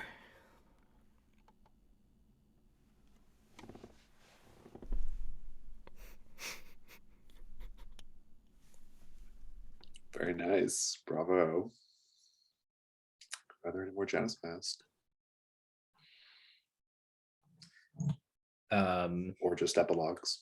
Yeah, I think I can wrap up my retirement.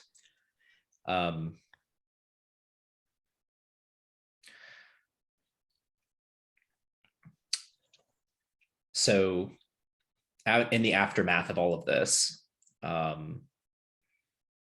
there is a strange, large dog-like creature that is like laying over Dr. Noble's corpse and won't let anybody approach. It whimpers and whines until Pope comes, and then will step away. But King Arthur follows, and I think talks with Pope and Blakely, if Blakely is there, and says, he can never come back now. Looking at the hound creature. He will have to stay here with me. In and on is the only way. Will he be Perhaps. safe?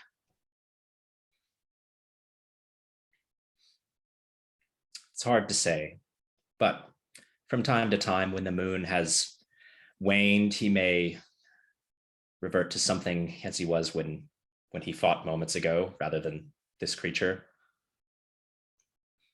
I shall be his companion in those times. And when he is like this, I will see after him.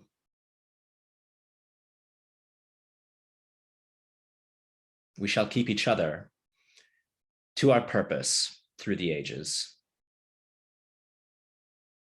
It's what I was missing. A hound to alert in case anybody should try to catch me sleeping. I love it. Thank you. Pope, you get a epilogue here. Yeah. Pope, after everyone else has left the island, he makes his way slowly back to the house and finds Kip.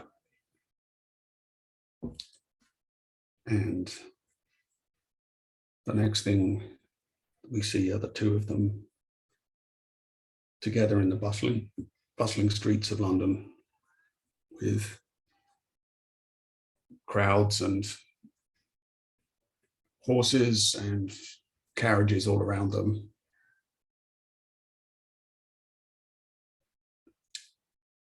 As Pope says goodbye to Kip and returns to Hargrave House. And he steps in through the kitchen door, which was always the entrance he used, and slowly steps up the stairs to his room, where he knows that some will be waiting for him. And the last thing we see is just Pope open the door, tears running down his face, to see some waiting there. And he just says, "I'm sorry, I failed her." Some has the lockbox in his hands with the sonnet book on top. He hands the lockbox to you and says, "Look." And he takes the sonnet book off of the lockbox as he hands it to you and indicates that you should open it. Inside, when you do, you find the letter attached with a very small packet. When you open it, inside is the letter, and the packet contains £10 and what looks like a certificate. The letter reads, "Dearest Thomas, gratitude is long overdue. Your dedication was instrumental in bridging the gap between Father and I. I think I was a little in love with you when you came to work for us. Came to work for him so many years ago, and I thank you for your care and protection all this time. If I did not die peacefully, you are not to blame. I believe every action has an equal and opposite reaction, so my bringing forth life in my own way to replace the child I lost may have brought about my fatal end. I have always said it is your choice to serve, and now I make good on my words. Enclosed is a console I set up in your name, an annuity for life to use in the manner you decide upon. I hope that includes utilizing your observant and information-gathering abilities to the highest extent, and taking care of your friends and acquaintances along the way. I hope Kip will be a part of your plans, your apprentice perhaps? Although, if you choose to place a few bets or work on your boxing instead, it is still your decision. Live your life, my friend, and know you are loved. Most gratefully and affectionately yours, Marissa."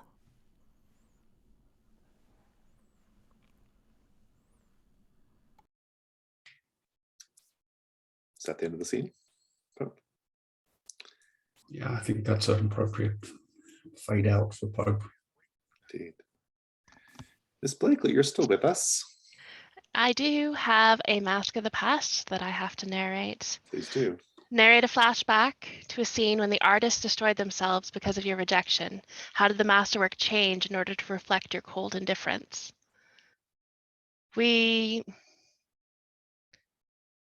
think we fade out of the scene with Pope reading this beautiful letter, and we see this cathedral, Blakely's cathedral. It's a completely different time of day. We can tell, it's many, many years in the past. The beautiful painting on the ceiling is still there. The painting of Blakely looking sad and scared and flawed in a Madonna-esque pose. Blakely throws open the doors and walks into the cathedral, refusing to look up.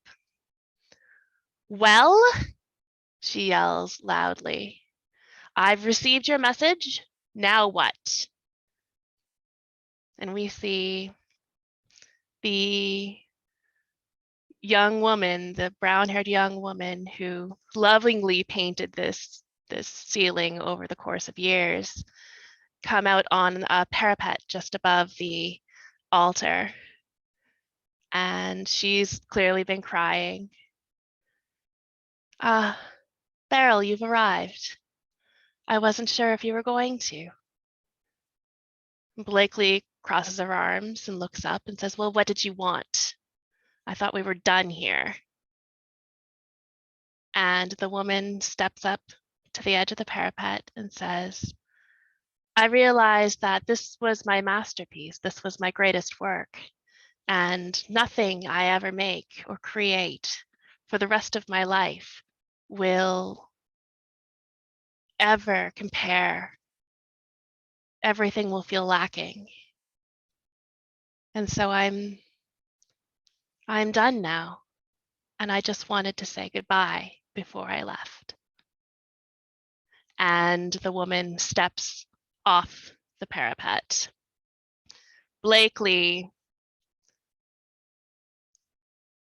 looks on in surprise for a moment or two, and she looks at the broken body of the person on the floor, and then up at the ceiling, this beautiful masterpiece, this beautiful painting.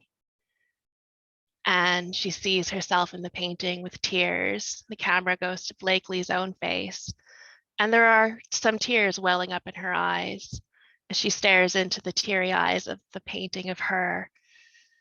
She steels herself. She clenches her jaw. She wills her tears away. She looks down again at the body of this person she had once loved, and we flash to Blakely looking down at the body of Theodora Brathwaite and looking over at the body of Dr. Noble and looking at the broken and hideous form of Sure Shot and seeing the devastated posture of Pope as he kneels over Dr. Noble. And then we flash back to Hargrave House, where Blakely is sitting in her rooms in the big love seat she has in her sitting room. And the camera's in on her face very close up. And there's no tears in her eyes. She's clenched her jaw. And she looks down, and in her hands is a golden crown. And in the golden crown is set a sparkling blue sapphire.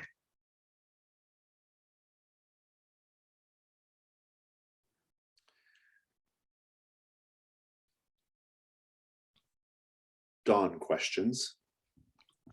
Everyone is entitled to do it, though it doesn't matter for it only matters for Miss Blakely. But Miss Blakely, since you are you can get XP here. The hunters did answer a question. The hunters did resolve the threat.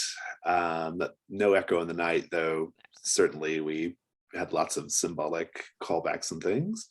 Did you express a clear preference for the beautiful over the mundane?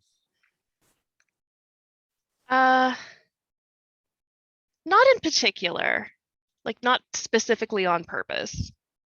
Did you secretly show a vulnerable side to someone? I think yes. Maybe not so secretly, but yeah. It was there. Good. And I think with all that said, we shall go to Stars and Wishes. Stars and Wishes are for this session, but also for the entire series, if you wish. And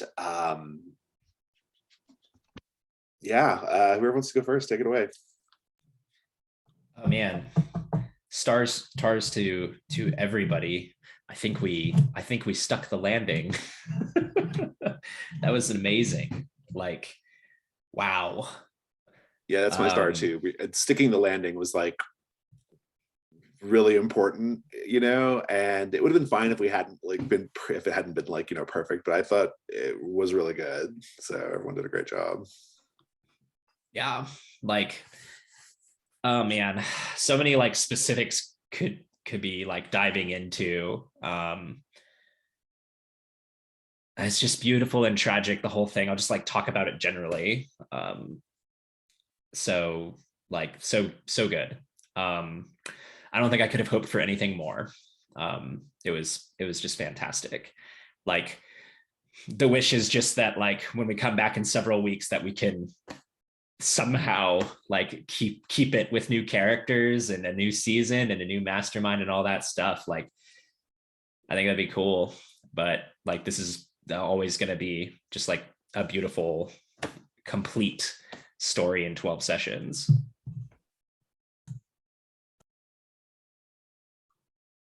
Yeah, I feel like I've learned a lot about how to be a better player through this whole season. It's been a really different experience for me. Haven't played anything quite like this before, and it's been amazing. And yeah, I was just delighted by the way everything went out today.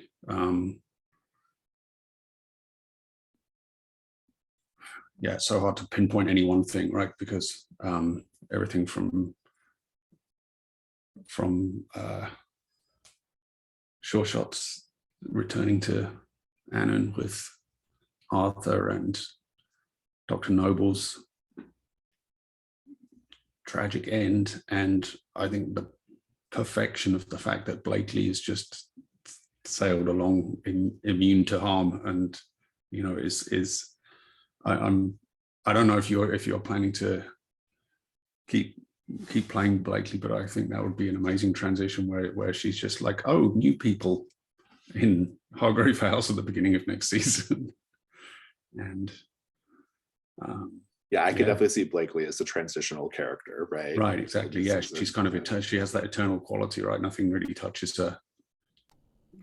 I said it in Discord. I said, the rest of us care too much. She doesn't give a shit.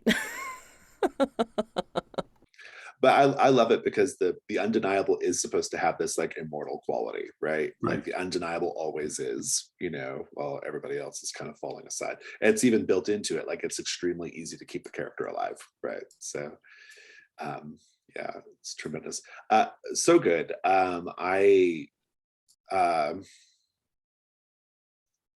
Throughout the whole series and even just today, there were just so many like good emotionally affecting moments. There were so many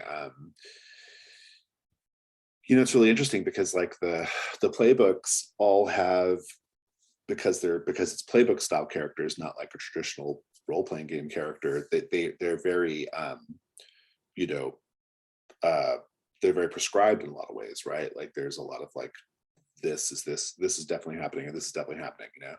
And but despite that, everyone still felt like so original, and I felt very attached to the characters by the end. And it like it was genuinely sad to see 3 of them leave, right? And yet weirdly, despite how original they were, I also felt like everyone everyone is almost like playing like my ideal version of the character, right? Like when I wrote the playbooks, I had like a certain thing in mind, and I feel like you also delivered on that. So I just think it was a really just tour de force role playing experience all around, and really loved it. And I feel very confident about season 2. I think we're going to head into the Admiral Flag mastermind season with no troubles whatsoever. And my wish is just to kind of see what playbooks are in play. Is someone going to take the Orphan, for example? Very curious about that.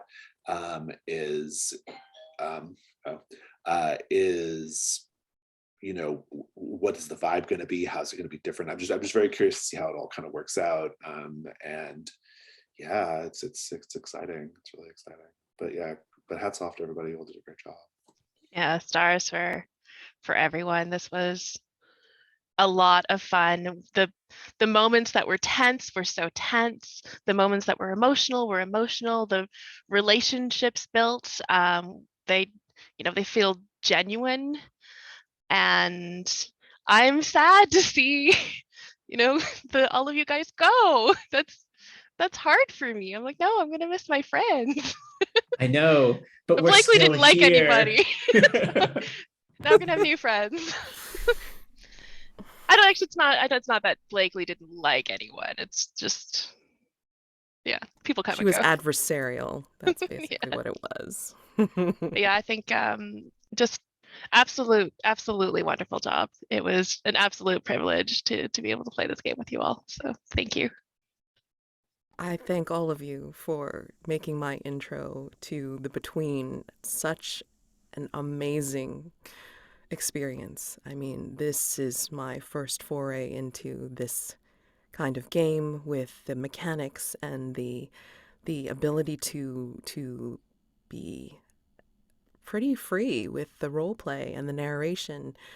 Don't get this in anywhere else, and I mean that because I've played in many different games, one-shot series, and long campaigns, and this has just been an amazing experience with all of you, and I appreciate it so much. I mean, I could probably pick out some moments from every episode that we've had so far, and from this one, I mean, I can't wait to see the playback because I mean, just to review how wonderful it's been. I mean, I didn't know what we were going to be doing for this, and I mean, I think this was pretty fitting for the way our group plays. So the dynamic may be a little bit changed and different depending on what playbooks we end up picking. But I mean, I don't know how dark we want to go or how changed our characters are going to be interpreted for those particular new playbooks. But again, I mean, stars all around. And again, just wishing to keep playing. Just continue this. This is an amazing group. Oh my God, thank you guys so much. Yeah, Okay. I must say I'm really delighted that we're carrying on. It's Yeah, I think we're gonna have we'll have a little pit stop at Trophy Dark Yeah. for a couple weeks, and that'll be fun. And then get right back into the Between after that. I just want to say that I hope you all found that the rules of the game empowered you to do awesome things and say awesome things, and because that's like my highest aspiration for the game mechanically, is that you all feel empowered to tell incredible stories, and I think you did, and I hope you felt that you were always in a position to do that. And yeah, this was delightful. I don't have a lot to add. I mean, I could talk about the mastermind threat all day, but I think we stuck the landing. It was great. There's that, the finale was very exciting, and yeah, there's not too much more to say about it. I mean, that it wouldn't just be, kind of just constantly praising it, I guess. So yeah, really tremendous. Very, very fun. Yeah, thank you so much for running this game, Jason. It Absolutely. was just, that I am so obsessed with the Between big time. So I'm very glad to see that other people love it as much as I do. And thank you so much for creating this game that so many people have so much fun with. And like you said, it's so easy in the Between to build a grand story because it's built right into the mechanics. It's hard not to. You'd have to probably. Yeah, you have to. I think. Yeah, that's my hope. My hope is that you have to like even if you're just like you have no confidence in your role playing abilities at all, you'll still get something out that everybody will be like, "Wow, that's awesome!" Absolutely, so. yeah. So I mean, it's an easy thing to get into, and as Rob said, I mean, I feel like I've improved so much in my role play by doing this because it's not mechanically crunchy, that it covers like every little thing. You got to do a die roll, and it's just like it just grinds everything to a halt. I mean, it's just so free flowing and organic, and you have the capacity to be able to just like like improv your heart out, or even, you know, if you can kind of build on your story, like just be able to have the elements there to create something wonderful every single time. Yeah, it's not mechanically crunchy, but I would say it's like mechanically intricate, right? Like Right, there's a it's really lot. structured. Yeah, there's a Yeah, lot I mean, going on. under but I the mean, hood, like the structure doesn't determine you are Mm. locked in and Right, you can yeah, only yeah, do yeah, this. Like, yeah. I'm gonna discover traps. Yeah, Right, no, yeah. nothing, Yeah, the nothing structure done. actually, the thing I found really rewarding, I think, is the way the structure encourages you to discover more about your character. That's what the structure is feeding you to, you know, pushing you to do all the time, is by marking these masks and coming up with backstory and flashbacks. And yeah, that's great.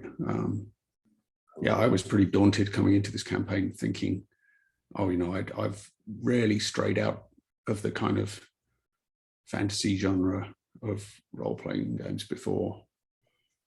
And Go right back to it next week. Yeah, this is pretty different in some ways, and you know, because it's kind of this historical setting, and you know, there's some real world element to it, and yeah, it was quite daunting, but yeah, I had a great time, and I I thought you think did tremendous, and everyone did such a good job. I mean, yeah, it was like like David and I are really old hands at games like this. I know Amanda plays a lot of games like this, and so but I'm happy that you, Rob, and Mads, you know, because this is maybe a little bit outside your normal wheelhouse, I'm happy that you were able to slip right into it and get in there and do it. So yeah, it's great.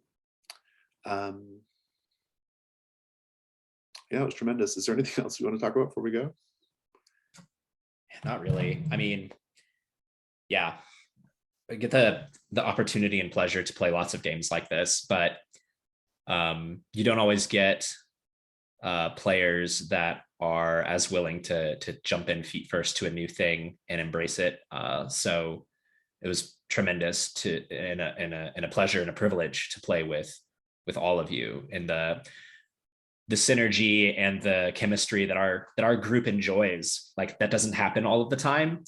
The game sure helps, but like every single player was so important to that too, and it was amazing. I love it. Well, let's wrap up with a little stinger scene. We are in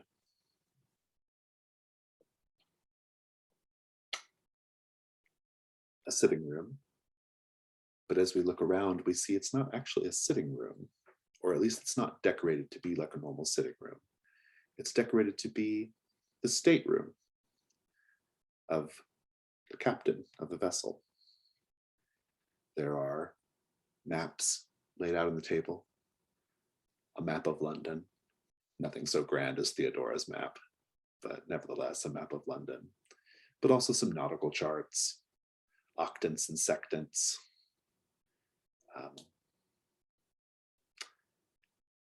bits of scrimshaw laying on a table.